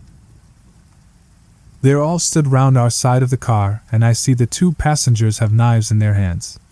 My stomach churns and I feel my skin start to buzz. I'm sat on the floor, I can't stand up or they might go for me. I have my girlfriend here and I have no idea what they want. I'm shitting myself. The driver asks what's going on here, looking at 3 people sat on the floor. I feel like we all look drunk and easy pickings to him and his friends. I decide to lie. I immediately say I have called the police. They're on their way, as I found a drunk guy on the floor outside my house. I sit there for what feels like forever as they stare at us. Then the driver says, "I believe you, we are police too," and he heads back to his car. The drunk guy on the floor starts mouthing off about how they aren't police, and telling them to fuck off. I tell him to shut the fuck up and awkwardly tell the people from the car to have a nice night, which I feel really stupid about. They get in their car and leave. I jump up and actually do call the police, and they arrive in under 5 minutes. This whole thing shit me up for weeks. I didn't want my girlfriend walking home alone after work. I had to walk her to work every day. Hey guys with the nice car, let's not meet again. It gets a bit weird when the police turn up, but that's less creepy, more weird. Story 23. Someone smashed a window right behind me. Back when I was in the 8th grade, my mom and my brother had to venture out to Guitar Center to get my brother's guitar fixed. This meant that I was going to be home alone for an hour or 2, which I was pretty used to. 13-year-old me immediately hops onto Minecraft. I started playing with 2 of my friends and was talking to them via Skype. It was a sunny day outside, and it was also a school day, so there was nothing to be scared about outside or anything. After about 30 minutes of playing, I heard a loud bang that came from outside. It scared me, but I thought nothing of it. It sounded like it came from my backyard, but I assumed it was just my neighbors working or doing something else. Now the room I'm in has a sliding glass door and windows all around it. I could not see outside because my mom put the blinds and curtains over every window before she left, just for my safety. I should have gotten up to check out what the noise was, but I was pretty focused on whatever I was doing in Minecraft. Another loud bang happened, and this time I was sure it was on our house. I asked my friends in a whisper if they heard what I heard, but my mic didn't pick it up. Then I saw him for the first time. The blinds didn't reach all the way to the floor, so there was about 6 inches of space on the bottom of the sliding glass door that you could see out of. 2 black shoes were all I saw. At this point I'm freaking out. I put down my headset and am thinking of what to do. In the midst of me looking at the shoes and figuring out what to do, the window directly behind me smashed, glass going all over me. The sound of it made my heart come out of my body. I quickly turn around and another man is behind the blinds that were still hanging, but I was still able to see him. He had a crowbar and was wearing a black hat. Without thinking I make a bolt for the front door, not knowing if he was chasing me or not. I should also mention I had a really bad leg injury from my track meet the previous day, and it was so bad I could barely walk. I didn't even feel the pain. I had so much adrenaline. I quickly threw open the front door and shut it right away without looking back. I ran across the street to my neighbor's and climbed and jumped over her fence, still not noticing how bad my leg was hurting. Knocking on her door frantically for about 15 seconds, she came out, and I just rushed inside and told her to call 911. The police showed up to my neighbor's house within 10 minutes, and I pointed across the street to where my house was. They went through the entire house and through the backyard, but there was no one there anymore. The police came back to talk to me and said they found a partially smashed bathroom window, first sound, and partially smashed sliding glass door, second sound, and of course the window completely smashed that was behind me. The two guys were never found. The weird thing about the whole thing is why they were breaking into my house in complete daylight, and on a school day, if that matters. My friends who heard the whole thing through my mic heard the crash of the window, and some faint voices. The police even talked to them through my headset for the police report, lol. The whole event freaked me out for the next month, though I did get a lot of popularity in school. I am going to be a senior this year, and now I'm completely over it, thankfully. I even joke about it a lot now, lol. Story 24. Intruder walks into wrong. Back in college, my brother and I lived in a big apartment complex in a semi-crappy neighborhood. We'd been having issues in the building with a prowler. Really annoyed us because the building outside door was supposed to stay locked, but stupid kids in the building would keep propping the door open. This was bad because it would allow people from the neighborhood who did not belong to get in.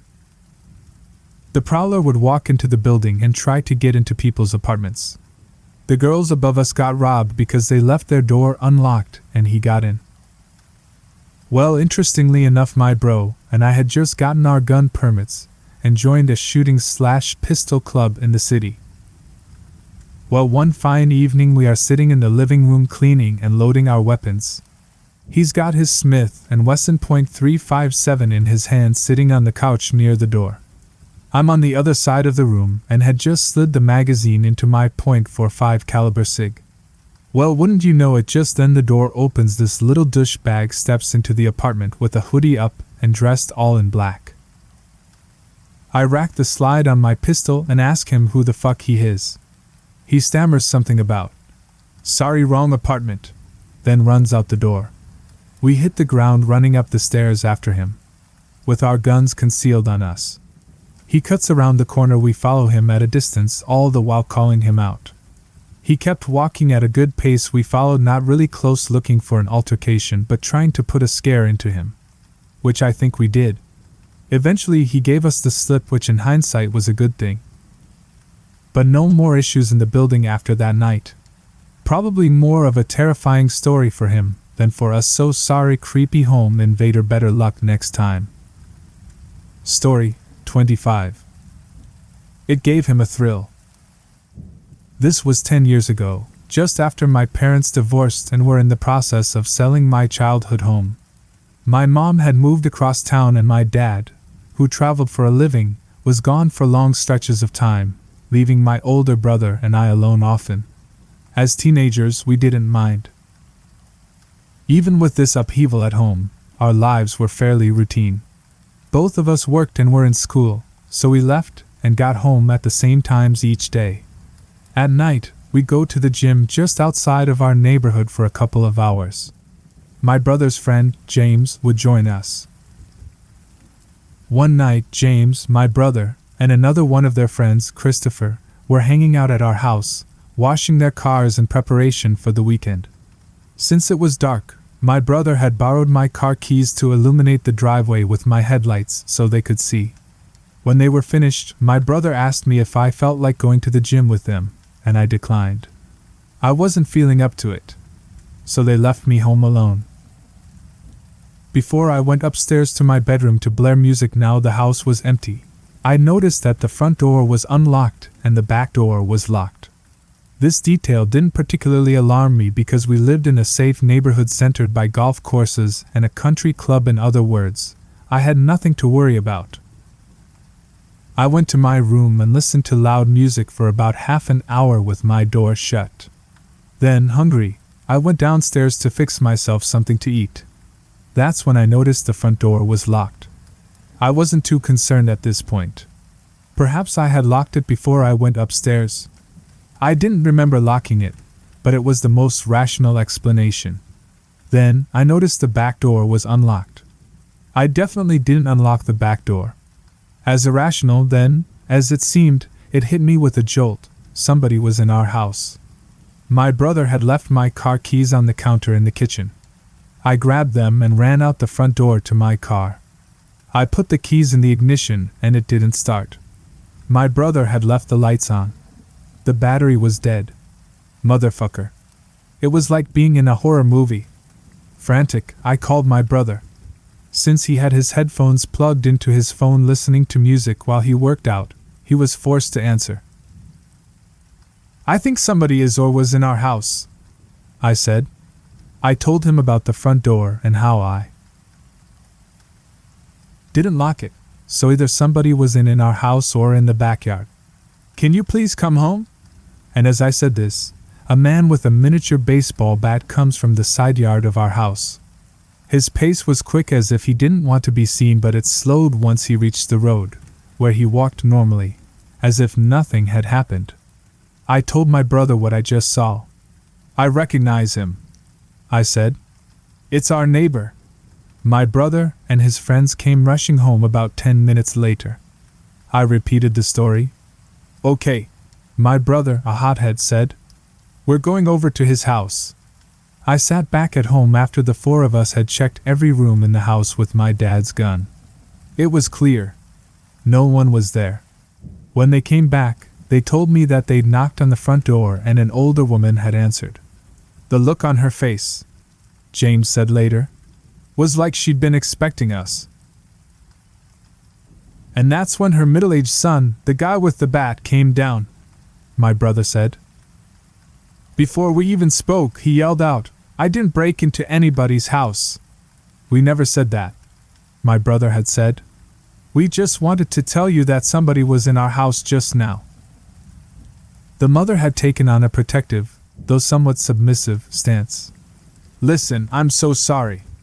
It won't happen again. I promise it." My brother and his friends saw in her eyes that she knew they were telling the truth, that her son wasn't. "It better not," my brother had said, looking up at her son behind her. When they got home, they recounted this story for me, and we began to dissect what had happened. We'd seen this man before. He was older, late 30s, early 40s, and lived with his elderly parents. He only seemed to come out at night, when he would go on long walks around the neighborhood, muttering to himself, carrying a miniature baseball bat to fend off dogs, as he'd been overheard telling a neighbor.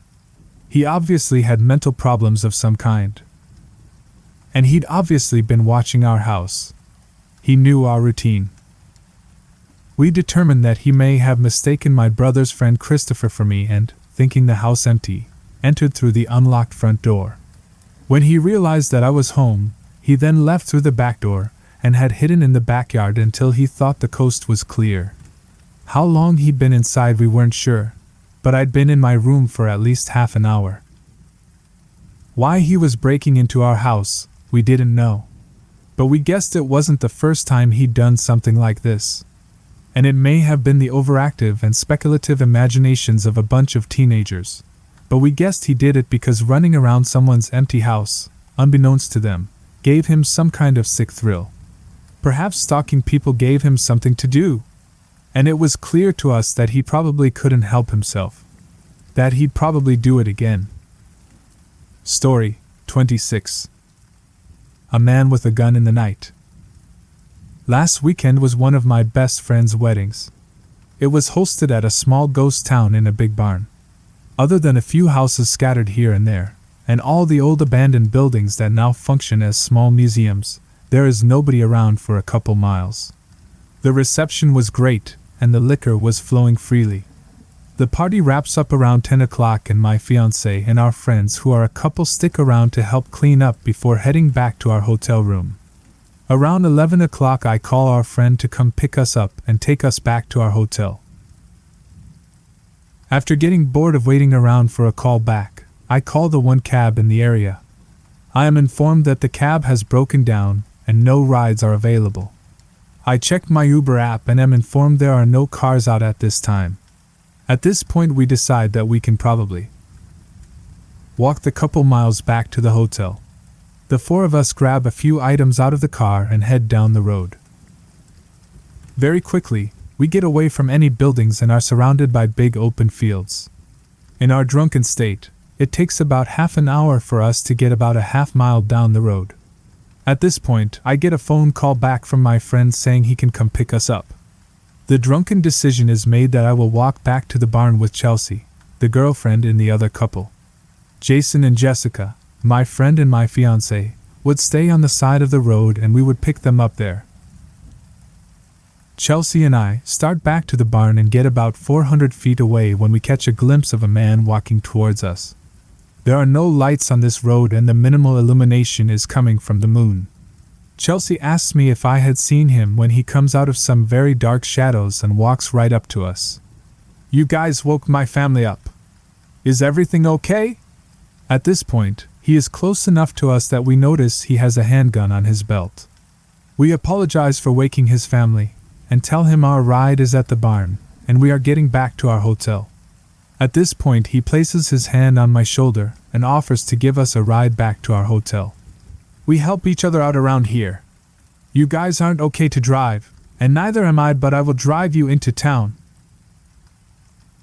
We are walking down the street with him still holding my shoulder and inform him our friends are down the street and we are going to pick them up, but thank him for the offer.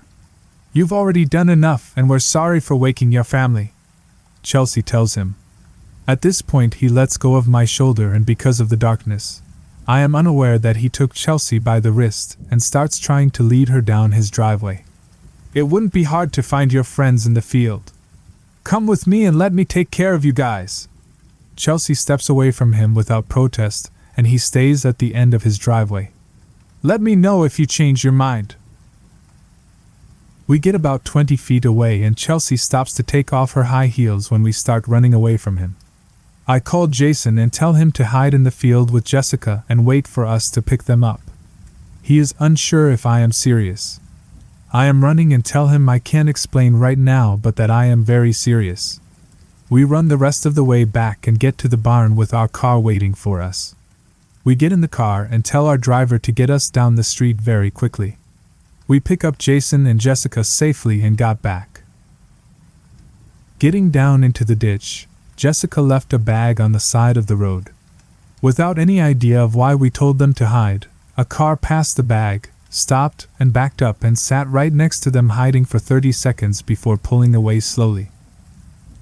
Story 27. Followed on the way to the airport. For starters, I am a 24-year-old kind of strong guy. This happened to me last week, and I figured I should share it on this subreddit. My boss came up to me earlier that week and told me that I had to go to a conference in Dubai. I didn't feel like going alone, so I convinced the company to also pay for my coworker so he could also come. I was kind of excited, as I had never been to Dubai before, but it was only a week so I couldn't really tour or do anything. I started packing that day. The flight was non-stop and departed at 4:30 in the morning, so we had to be ready that night. Also, from where I live, the airport we are departing from is a 3-hour drive. We figured that we should just sleep on the plane. The day finally came, and the clock struck 9:30 p.m. We didn't want to be late, and also, it was raining super heavy. I loaded my brand new Honda Civic, which was warm in the garage, and used my phone to off all the lights when we left. I was about to pull out of the garage, when my friend told me that he forgot something. I was annoyed, but gave him the keys. Now this is where things get strange. When my friend returned to the car, he told me that there was a strange black Cadillac just parked with the lights on across the street. He said that all the lights inside the car along with the headlights were on, and a bald, jacked-up man was staring at our house. Now, I'm not usually the one to be paranoid, but this kinda creeped me out. I figured that we could just forget him because all the doors and windows were locked, and we were leaving anyway. Keep in mind it is almost 10 p.m. I pulled out the garage, and my friend locked it through his phone. It's automatic. We took off, ignoring the guy, when he started following us. I kinda got a little scared now, and judging by the look on my friend, he was also creeped. I got onto the freeway, and about 20 miles in, my friend told me that the guy is tailing us. I have read all that shit online on what to do if someone is following you, so, since we had time to kill, I took an exit and got back on the highway. Yup, this bastard was still following us. I didn't know what to do, but I know I had to stop him because I didn't want him to follow us to the airport. Now he was really close, but it was raining so hard that neither of us could get a plate number from the guy. We finally both got the balls to call the cops, and they said they would dispatch a squad car to our area. Also, I think I forgot to mention that the guy was staring at the back of our car with wide eyes. He looked high or drunk or I don't know, I just wanted to know why the hell he was following us. There were no more cars on the road, and it was raining like hell. I finally saw cop cars enter the highway from an exit, but when I looked back, the Cadillac was gone. I was shocked but happy. The cops pulled us over and took a report. We made it safely to the airport, gladly. So Black Cadillac, who had nothing better to do than follow us, let's never meet again. Story 28. Playground encounter. This happened a long time ago, when I was about 5 or 6 years old. I am 27 now. I didn't remember this until I was around 15, and after I did ask my mom if it was a real memory or just a dream. She confirmed it happened, or at least the parts she knew of. I live in the Netherlands, always have. The conversations were in Dutch, which I will translate as much as possible. As a kid I lived in a quiet neighborhood with around 100 houses. It was set up in sort of a big circle, with only one way for cars to enter, and only 2 other ways to enter by foot or bicycle. We lived on the part of the circle closest to the car entrance, which we called the front street. The other side of the circle we called the back street. On the back street side there was a small playground, which could be seen easily from the houses there. It had 2 swings on this T-shaped blue swing set, a yellow climbing tool shaped like a snail, and a small football field with 2 goals. I was allowed to play outside on my own, but wasn't allowed to go to the back street by myself. I did so anyway that day, and decided to go to the swings. There was nobody there when I arrived, probably as it was close to dinner time. I was wearing a blue dress, jeans I think, and those white tights little girls often wore in those days. I was playing around when suddenly 2 guys, which I now think were between 14 and 16, came up to me. I wasn't scared and figured they were just passing through, until one of them suddenly grabbed me from behind and held a pocket knife to my throat. I was of course very scared, and they started moving me further into the playgrounds, to a part filled with bushes and out of sight of the houses. The one holding me then said, roughly translated, "Pull down your pants or I will slice your throat." At this moment I was really scared, and even then the first thought that occurred to me was, "But I'm not even wearing pants." I was too scared to speak, and instead didn't move at all. Then seemingly out of nowhere his grip on me loosened, and looking around I saw why a woman was walking down the street in front of the playground. I broke loose and ran to her, muttered out what just happened, and ran off again. When I got home a moment afterwards I didn't tell my mom, because I was still too scared. I also thought I would get in trouble for going to the back street while she told me not to, so not telling seemed better. A few months later the doorbell rang. I opened the door to a woman of about my mom's age and a boy, one of the 2 boys from that day. I didn't say anything to them, left the door open and ran to my mom. I said to her, "That's him." She had no clue what I was talking about, so I quickly explained. She confronted them, the boy and apparently his mother, but he of course denied. As my mom couldn't be fully sure either, she didn't follow up on it. All in all, I think I am very lucky for having gotten off so easily, and not realizing what kind of a situation I had been in until many years later. Story 29. Drunk Theater Creep. This happened in March of 2014. I had just turned 18 and had been working at my local movie theater for about 5 or 6 months. It wasn't a busy day by any means, and I was on register in the snack bar when the seemingly typical man approached with his popcorn, hot dog, pickle, and drink. The only thing I noticed immediately as strange was the fact that he was wearing sunglasses still, but even that didn't really set off any alarm bells. I rang him up, and as I did so, he asked me if I was Hispanic. I was caught off guard by this question, as a red-haired, green-eyed white girl. I laughed a little bit and told him no, I wasn't Hispanic. He went on to tell me how I could pass for a Hispanic girl, his slur becoming evident. It wasn't until he started to lean over the counter that I became uncomfortable. He told me I had pretty eyes, and I thanked him as he paid, trying to get through the transaction as quickly as possible. Instead of heading to his movie, he took his food to the little island to my left, where we kept all of our condiments, napkins, and straws. This was pretty normal, as most patrons did stop by here to at least grab a straw and whatever else they needed before their movie started. This man, however, immediately opened and began eating his hot dog and casually munching on his popcorn. Something about him gave me a very bad feeling, so I kept my eye on him for a ridiculous 2 hours before saying anything. I still regret waiting so long, but this was a slow weekday and we only had a single podium set up at the front with poles set up that funneled to it from the entrances, so nobody was allowed into the lobby without a movie ticket. I watched him wander around the lobby, returning to the island periodically to eat his popcorn, and even had a couple of other guests ask me about him. I'd finally had enough of him when I saw him approach my best friend, who was on podium at the time. I'm fiercely protective of this girl and have confronted men multiple times for being inappropriate with her. This man, however, scared me bad enough that I worried about confronting him directly. I went and found a manager and brought them up to speed on the situation.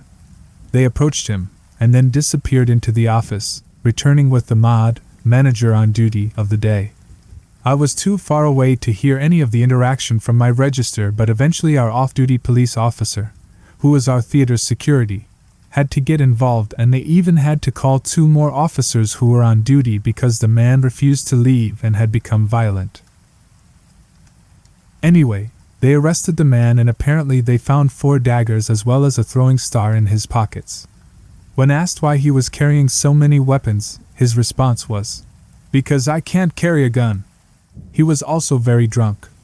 I'm not sure what became of him, but aside from the time a man threatened to skin me alive, it was the scariest thing I've ever dealt with at work.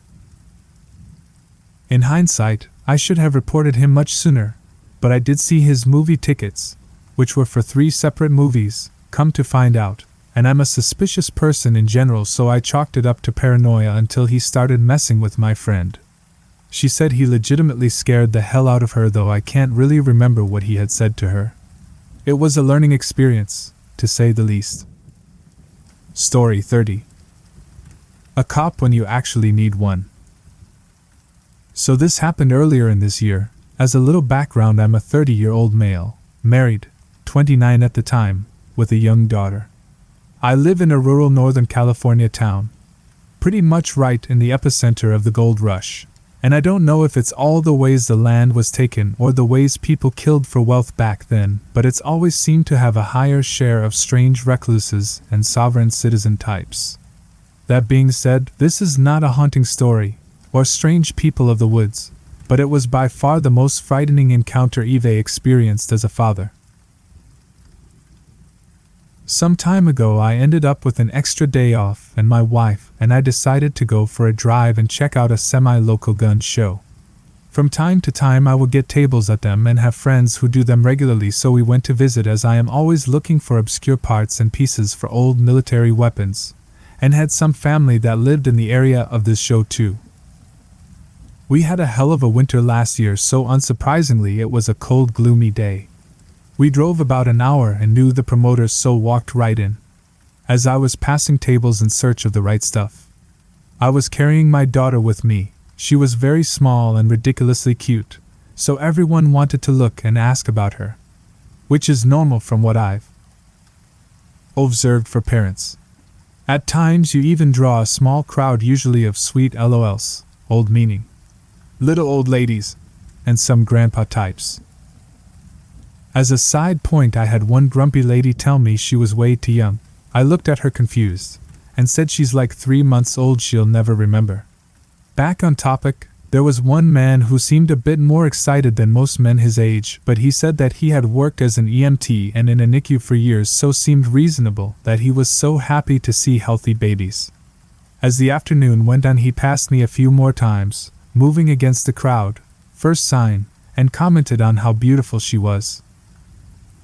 As babies often do at that age, my wife soon needed to breastfeed our daughter. We went out to the car and had blinders in the back seats so she could have privacy and keep the baby from distractions. I turned on the heater, locked the doors, and went back in to help a buddy sell during a busier point. About 10 to 15 minutes later, my phone starts ringing with my frantic wife on the other end. About 3 minutes before, I had noticed that law enforcement had gotten up and walked outside of the show. It took a minute to calm her down, but apparently the guy had followed us outside and been watching closely. My wife got the sudden feeling that makes your hair stand up whilst feeding in the car. That was when she saw a shadow standing outside her door, blocking it from opening, holding a small metal tube, mag light. At that same moment, a sheriff pulled up who had also seen us go to the car. The officer asked what was going on, and the man tried to say he was talking to my wife, who rolled the window down slightly and said she was not and didn't want either. The officer asked him his name, and when he turned around to run the name, he tried to scurry away. Name was a fake, hence why the other officers got up. Detained, he gave his real name, and within 1 minute of calling it in, the man was turned around and arrested. Turned out he had felony warrants for kidnappings. The man was waiting for the nearby cars to leave. He was about to try and take my wife and infant daughter. Had that cop not been right there, who knows how it have unfolded. Luckily there was a cop when we needed one. Story 31. Fishing hooks and lures. This went on over the course of a year, with the last incident taking place in December of 2016. I used to own this green 1998 Toyota Camry. It was my grandmother's until she gifted it to my parents, who eventually gave it to me as my first car. It was nice and reliable, but I have a bad habit of letting my cars accumulate a bunch of stuff before cleaning them out. Because I still lived with my parents, they would use the car from time to time if they needed it. One day, I noticed a bunch of fishing lines with hooks on them in the back of my car on one of the rare occasions that I clean it out. A bunch of the hooks are embedded into the upholstery, and more are between the creases on the seat. It takes me a while to get them all out, and I almost pricked myself several times doing it. I have no idea how long they were there, as the last time I cleaned this much of my car out was months ago. At any rate, I'm annoyed. At first, I thought that my dad had put them there, as he had recently used my car to transport a bunch of old junk for a garage sale. I asked him about it, but he told me he's never seen any fishing hooks or lines in any of the old stuff of ours, and nobody in my family even fishes, so it wouldn't make any sense for us to have it. He's also the only other person that has used my car at all in the past year or two. I'm the kind of person who locks up everything, every night. I triple-check my car doors, and if I'm even a little uncertain as to whether or not I locked up, I will go back to my car and check, no matter the inconvenience. I also park it where I can see it from my bedroom window, and hear if anyone tampers with it, so I doubted anyone could have broken in and just assumed my dad missed it, and didn't think anything more of it, until a month later when I found even more fish hooks in my back seat. At this point, I asked my dad about it again, but he figures I'm either pulling a weird prank on him, or someone is breaking into my car. I wonder though why anyone would break into my car, not steal anything out of it, and leave fishing hooks instead. It just didn't make sense to me.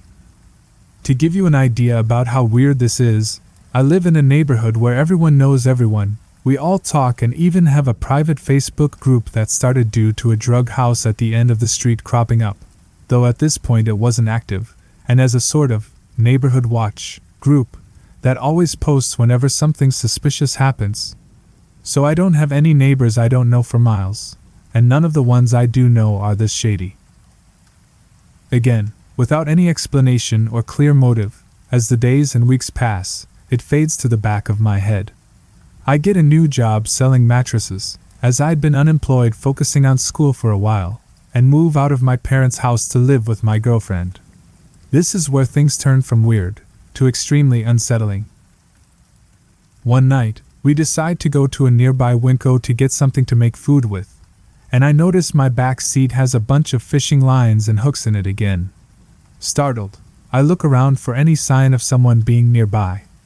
I tell her to get back in the house, and I sit up and stare at my car until morning comes from our bedroom window, after triple checking every door and window to ensure they were all locked, but I don't see anyone or anything. I get ready for work, and she gets ready for her college courses, and we leave. The store I was working at during this time had a weird L-shaped design to it, with 2 different entrances and a cafe taking up the space between them. There was one entrance that was easily visible from the front desk, and another that you would have to get up to go see. As I was closing up the night after the last incident, I go to turn off the open signs, and see in the center of the obscured hallway an entire roll of fishing line, coiled up but with some of the line leading to the door, where a pile of hooks sat. I had no customers that day, and never heard the door alarm go off. I then noticed someone had turned the door alarms off, but neither I nor my only coworker had ever tampered with the device before then, and it was behind the front desk. I was shaking. Someone had been stalking me and leaving these lines, but I had no idea what to do. Call the police? Other than the fishing lines and hooks, there was really nothing to trace back to anyone. My store had no cameras, and corporate would never agree to installing them. Neither my family nor my girlfriends could afford security cameras either. I figured the best I could do would be not to appear as frightened as I was, in case whoever was doing this was watching me. I thought that if seeing something like this didn't make me go about my day any differently, and I didn't give whatever reaction this person was looking for, that they would give up and go away. For several more months I would find fishing lines and hooks in my car, despite it being locked and my parents, being the only people with extra keys, being much too busy with the construction of their new house and their jobs to take time out of their day to prank me.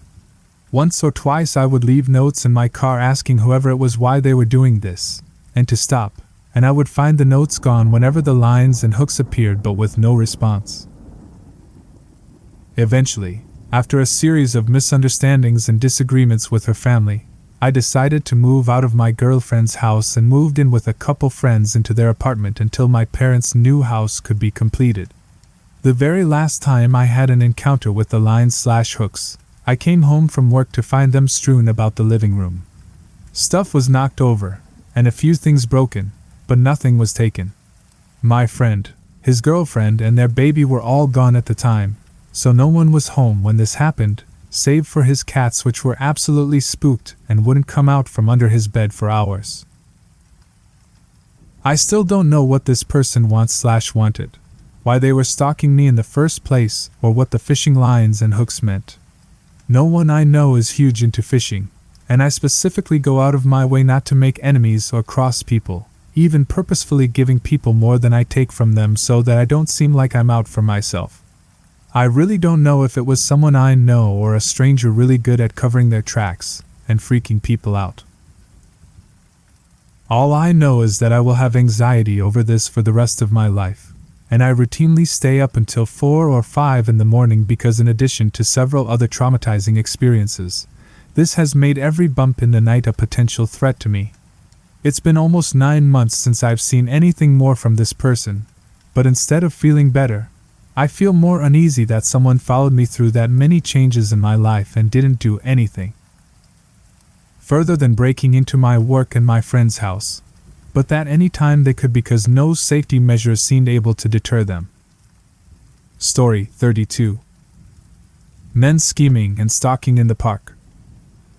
This incident happened last week. I just finished up my summer classes, so I now have time to share this with you guys. Quick reference: I'm a 5 feet 2 inches 105 pounds female. I was visiting my parents and decided to go down to the park by their house to write poetry. I love writing poetry at the gazebo in that park because it's surrounded by a beautiful garden that inspires my writing.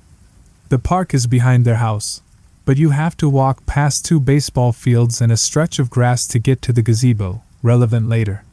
When I got to the park and sat in the gazebo, there were a bunch of people that seemed to be having a party of some sort over by the shelter and picnic benches. After sitting there writing for about 20 minutes, a guy wearing a neon yellow shirt and talking on the phone walks over towards me. I thought this was a bit strange because this was a bit away from the rest of the crowd and the gazebo is tucked away behind a garden. The park is big enough that to come over specifically in my direction was a little strange. He was speaking Spanish and I know some Spanish, but I only heard bits and pieces of what he was saying because it's hard for me to keep up with a native speaker. Whenever I speak Spanish with someone, I usually have to ask them to slow down a little, so naturally, I didn't catch all of what he was saying. But he kept saying, "Blonde girl. My hair is bleached blonde, but so are millions of other girls, so I didn't read too much into it." I also heard, "When will you be here?" Throughout the conversation he kept glancing over at me, but after a few minutes, he went back by the party. A couple minutes later, another guy walks over by me in the same spot as the last guy. He was also on the phone speaking Spanish. Like the previous guy, I only caught bits and pieces of what he was saying. But he also kept saying, "Blonde girl." This raised some red flags, but neither of these guys looked frightening. They were both very handsome and clean cut, so they didn't send off any creeper vibes. After a couple minutes, he also went back to the party. About 30 minutes went by and I noticed the party was clearing out. At this point, I was the only one left in the park. I had to go to the bathroom, so I got up and started walking towards the restrooms. I saw a rusty dark blue truck sitting on the entrance/exit of the park. It was just sitting there idling, so I thought it was weird that it was not going anywhere. As I got closer, it pulled away and turned right. After that, I didn't think anything of it. I went to the bathroom and headed back to the gazebo to continue writing. A bit later, I lifted up my neck up to stretch it because it was feeling stiff. When I looked up, I saw the same rusty blue truck sitting in the parking lot in the space that was closest to my location, but was facing the far exit, so I only saw the passenger side of the truck. At this point, it wasn't dark out, but the sun already began to set. From where I was, they were close enough that I could tell there were a few men sitting in the truck. The passenger side window was down and the guy in the passenger seat was looking in my direction. And he was wearing a neon yellow shirt. I looked closer and noticed it was the same guy who was talking on the phone, who kept saying, "Blonde girl," and asking, "When will you be here?" I picked up my notebook and started walking quickly back on the stretch of grass past the baseball fields that leads to my parents' house. As soon as I started to walk away, the truck started driving too. It looked as if it was going towards the far exit, but as I kept walking, it turned around to go towards the other exit where they were at idling earlier. From where I was, I could get a full view of it, so they certainly had a full view of me as well. I started to walk faster, and they started driving faster as well. They turned left, which was the direction I was walking. We were parallel, with maybe about 50 feet of grass between them and me, so they wouldn't have been able to get to me unless they got out on foot. The speed limit on that road is 40 miles per hour, but they had to have been going about 20. The guy in the driver's side kept peeking his head out and staring at me, so I was afraid that they were going to park the truck and get out on foot. They finally went under an overpass around a curve and were no longer visible. Story 33. My run-in with the Mexican cartel. So as a bit of background, I live about 20 minutes from the Mexican border leading into a city in Mexico called Reynosa. It isn't odd to just hop into your vehicle and drive into Mexico for a bit of shopping and authentic Mexican food where I'm from. Obviously, with things getting as bad as they've been, gang violence, and this whole Trump border wall talk, that's changed quite a bit, but pre-2010 things weren't as bad. Anyways, I have family in Reynosa, so we'd periodically head on over for a visit from time to time. This was an all-day thing because if there's one thing Hispanics and Mexicans like to do, it's talk for hours on end. We'd arrive at around 10 a.m. and typically begin the drive back home at midnight. This particular day, I want to say in the summer of '09, was like any other day. We visited family and did some shopping. At around 11:30 p.m. my mom gets a call from one of her cousins that a niece we had missed during our visit had gotten home. So wanting to see her before we left, we headed back over. Again, being as talkative as we are, the conversation stretched deep into the night. At around 2 in the morning I finally get frustrated and in an effort to get my mom to get the hint I want to leave, grab my younger brother and 2 sisters and lead them to our car, turn it on for the AC and lock the doors. Obviously everyone is exhausted, so we all knock out. I'm suddenly awakened by a blinding light. It's legitimately startling, and as I try to adjust to the light I catch a glimpse of my mom right in front of our car. She was standing right by my cousin and both had incredibly concerned looks on their face. I finally regain my eyesight and realize the light is coming from behind me. I turn around to find a massive lifted Ford F-250, black paint job, and window tint so dark you couldn't tell who was inside. I turn back to my mother and notice she now has tears in her eyes, and it almost seems like she's pleading with the truck. It begins to flicker its high beams, filling our Nissan Altima with blinding light, then immediately thrusting it back into darkness. The realization of what's going on begins to dawn on me. The Mexican cartel known as the Zetas were notorious for kidnapping and murders throughout Reynosa and the surrounding cities, and blacked-out vehicles seemed to be their choice of transportation. The truck begins to rev its engines, almost like it's taunting my mother, daring her to move. I begin to reach for the handle to the door to go and comfort my mom and assess the situation. My mom immediately notices and mouths for me to stay put. I oblige, but the panic and helplessness of the situation begin to overwhelm me as I begin to fear for my family's life. I will always remember what happened next. My mother suddenly sprinted for the driver's door. The second she moved, I unlocked the car and heard the truck begin to shift into gear behind me. My mom basically tears the door from its hinges open and flies in, flooring the gas pedal before the door is even fully closed. We haul ass down the bumpy unpaved road with the truck not far behind. I look at my mom and tears are just pouring from her face. She's crying out to God for help as we're reaching speeds well over 80 miles per hour in a residential area. My mom, obviously filled with adrenaline and the motherly instinct to protect her children, drives like I've never seen her drive before. With the truck still in hot pursuit, my mom tells me to buckle up.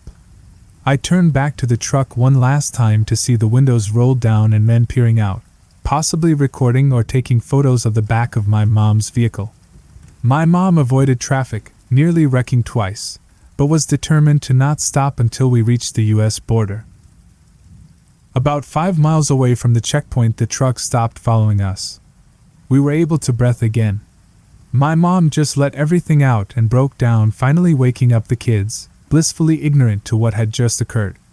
We hit a red light about a mile away from the checkpoint when another 2 blacked-out trucks pulled up to the left and right of our vehicle. I'll always remember looking up to the truck on my right and seeing a man, about 26 years old, smiling at me as they began flickering their lights the same way the first truck had. My mom didn't even wait for a green. She just floored it until we were on U.S. soil. We reported the incident to the U.S. Border Patrol, who took statements from us all but really couldn't do much else. We didn't go back to Mexico until 2014 when one of my aunts passed away. We still go back to Mexico to this day, but it's so damn unsafe I hate it. Helicopters patrolling the air so low to the ground you can see the officers' fingers on the triggers of their onboard turrets. Anyways, Mexican cartel, Let's not meet. Story 34. My hiccups got me strangled. In case you are wondering, I am a female in my 20s, 5 feet 2 inches and about 100 pounds. This event happened recently while I was at work. It had been a busy day at my small office following a 4-day holiday weekend. Things had slightly settled down by 4 p.m. when a client stopped by to pick up some paperwork. I have known this guy for over 3 years. The extent of our relationship is professional small talk. Nate is a big burly dude with a shaved head and a long beard. In all the time that I have known him, we have not had any major issues. While I'm not sure if this is relevant, I do feel that I should point out that Nate had been acting rather odd towards me for the past year.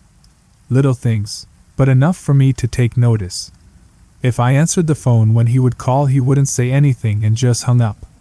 He'd be super friendly with my coworkers but completely ignore me. It all began about a year prior when my boss informed him that I'm a fellow scuba diver. After discovering this information, Nate repeatedly asked me to be his dive buddy, while assuring me that he knew all of the best spots and where to find secret shipwrecks. He wrote his number on a piece of paper and asked me to call him, but I never did. When he began to act strangely towards me, I had just assumed he was offended that I didn't want to go out with him. So on to the reason why this story ever happened. I have had chronic hiccups for the past 15 years. They literally just started out of nowhere one day and have never stopped. Usually I only get 1 or 2 small ones throughout the day, which my friends/family lovingly refer to as hourly hiccups. However, maybe once or twice a month, I get a bout which can last hours. I have seen a doctor about this, yet it still remains a mystery. This was one of those days where I could not stop hiccuping. I was in my office while Nate stayed in the main lobby area where my boss assisted him. About 5 minutes into their conversation, he yelled, "I know the cure for your hiccups," to which I chuckled. Believe me, I have tried every old wives' tale and trick known to man. What I have learned in over a decade is that the only thing that actually works is time. I continued working in my office, trying to stifle my hiccups and not be too loud. After 3 years of working here, all of my coworkers knew about my problem and barely even notice anymore. About 45 minutes go by and they still have not stopped. At this point I am getting fed up. Anyone who has had hiccups for a lengthy amount of time knows that eventually your abdominal muscles get sore and you start to feel nauseous. So when Nate said again, "I know how to cure your hiccups," I was desperate for any relief. I walked out of my office and approached him. "What's your secret?" I asked, to which he simply replied, "You'll see." Figuring it was the usual method to frighten me, I firmly informed him that I did not want to be scared. I'm just one of those people who hates getting startled suddenly. Nate walks past me and says nothing, so I figured his original plan to spook me had been sabotaged. I was just about to turn around and get back to work when he grabbed me from behind. Suddenly he threw me into a choker hold while forcefully covering my mouth and nose with his hand. Immediately panic sets in and I struggle to free myself, but his grip only gets tighter and more intense. It felt like I was being coiled by a boa constrictor. No matter how hard I tried to get him off me, I could not compete with his body weight and strength. I began to punch and kick him, but he only seemed to get angrier. My vision started to turn black and I became incredibly tired and dizzy. I could feel myself about to pass out. All I wanted was to breathe. How could this be happening? I was about to be murdered at my fucking workplace while my colleagues were just one room over the entire time. Although this moment felt like a lifetime, it probably only lasted about 2 minutes. I tried to scream and make noise, but my mouth was covered too tightly. The taste of his hand filled my mouth, and I felt like I was going to be sick. Right as I was drifting out of consciousness, I heard someone yell, "Hey, get off her! Let her go!" My boss had previously been making a phone call and his office had just entered the lobby. He approached Nate and dragged him off of me. After the ambush, Nate released me from his grip and began to walk towards the exit nonchalantly. While I stumbled and gasped for air, Nate turned to face me before he left. With a sick and twisted smile, he told me, That got rid of your hiccups." He proceeded to leave while I fought back the tears that were welling. I didn't want him to think he had won somehow. Once he was gone, my boss asked me if I was okay. I only nodded out of embarrassment that I'd start crying if I attempted to answer. As I made my way back to my office, my brain tried to comprehend what the fuck had just transpired in the past 3 minutes. Nothing else was mentioned after Nate left. I wore a collared shirt the next day to hide the bruises that covered neck, of which I did take photos. God forbid I ever need to use them in the future. I'm sure Nate would say he was just kidding, but the way he drew pleasure from my pain and suffering does not lead me to believe this. My boyfriend wanted me to press assault charges, but honestly I didn't see the point. Firstly, the police in my area tend to do nothing in these types of situations, and the most disturbing part of all, my boss backed Nate up. He has known him for almost 20 years and pretty much told me that I asked him to do it. What hurts the most is that he doesn't really seem to care about my safety or well-being. I fear that it is only a matter of time before I see Nate again because he is still a client. Since I am not the business owner, I cannot prevent him from returning. In fact, events like this happening at my workplace are the reason why I am currently looking for a new job. Not to mention I often work by myself, and the office is connected to a psychiatric facility with sometimes problematic patients. Hopefully when Nate does come back I will no longer be employed there. I truly hope we never meet again. Story 35. Sometimes you should just ignore curiosity. Just some basic info about myself, as I appreciate when others do the same. Male, 11 at the time of the incident, Australia. It was around 2 p.m. on a Sunday, and my brother, 13 years old, had a friend, male, 13 years old, over at our house just to hang out as kids do. Our parents had been away for the weekend and were expected back late afternoon. Meanwhile, our grandma was looking after us. Fairly standard for kids at that age. We were all into BMXs and scooters, etc.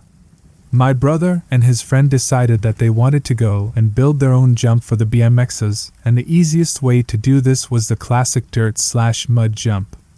My brother and his friend invited me along, so we grabbed a shovel and the BMXs and headed off after letting our grandma know where we were going. Our parents would have let us do the same just as some extra info. We weren't taking advantage of our grandma or anything, lol. We live on a street, well, Crescent to be exact, that backs onto some bushland with a few cleared out paths. We rode/ran about 2 km, about a 1.2 miles, through the bush to get to an openish area next to this dirty, medium-sized river.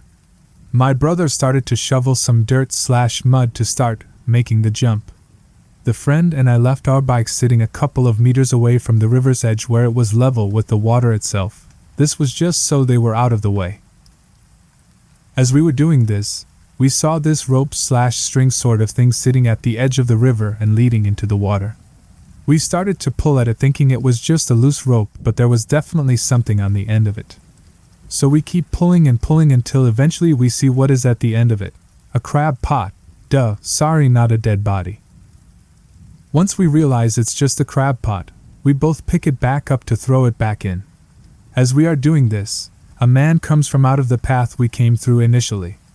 I can't remember too much of what he looked like since it was quite a while ago, but I do remember he was Maori.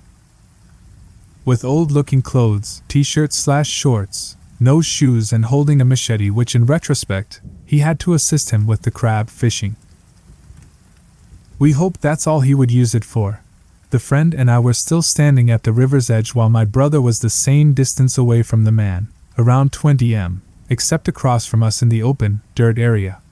He started yelling and screaming at the friend and I. "What are you doing with my crab pot? Who do you think you are?" My brother and his friend didn't say a word, probably thought it was better not to, or were just that scared. But as I was a bit younger and probably more naive, as I was shaking like crazy, I tried to reason with him. "Sorry, we just saw the rope in the water and didn't realize, sorry. At this point he was basically just yelling profanity at us. To try and give him some understanding of the situation, I said, "We were just trying to throw it back in the river, sorry. To which he replied with the words that scared the living shit out of me. "How would you like it if I threw you in the river like you did with my crab pot, huh?" He then started walking over to us. This is when flight kicked in and we knew we had to get out of there. We thought he was walking towards us, so we ran to the side trying to keep the same distance away from him. He ended up walking towards our 2 bikes that were sitting near the river. He picked up one of the bikes and looked at us and said, "How would you like it if this were you?" He then threw the bike as far as he could into the river. As he started to pick up the second bike, we took our chance and legged it, my brother taking his bike as he left it near the clearing. He got on and started riding as me and the friend ran beside him. We heard a second splash of the man throwing the other bike into the river, but we weren't looking back at all. Eventually my brother let me ride the bike as I was younger, and it would be easier for me. I was hysterical, literally crying the entire way. Once we had made some distance, we started to look back to make sure he wasn't following us. We didn't see him, although this definitely didn't make us go any slower. Eventually we made it back home. My parents had just gotten home from their weekend trip around 5 minutes before we ran inside. I'm not sure how my parents knew something was wrong. Maybe it was the fact I was crying profusely mixed with the screaming and yelling almost gibberish as I was trying to explain everything that happened in one sentence.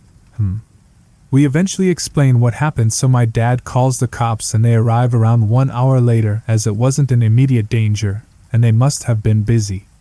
My brother and friend were just sitting on the couch talking to each other while my mom comforted me.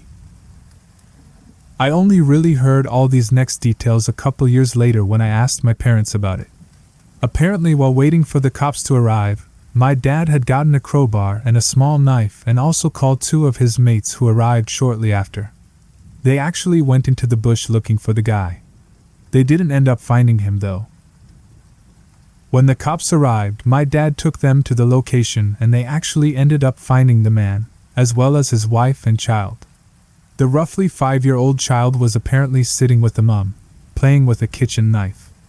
The cops spoke to the man about the situation and ended up taking him into the station. We never received an update of what happened to him.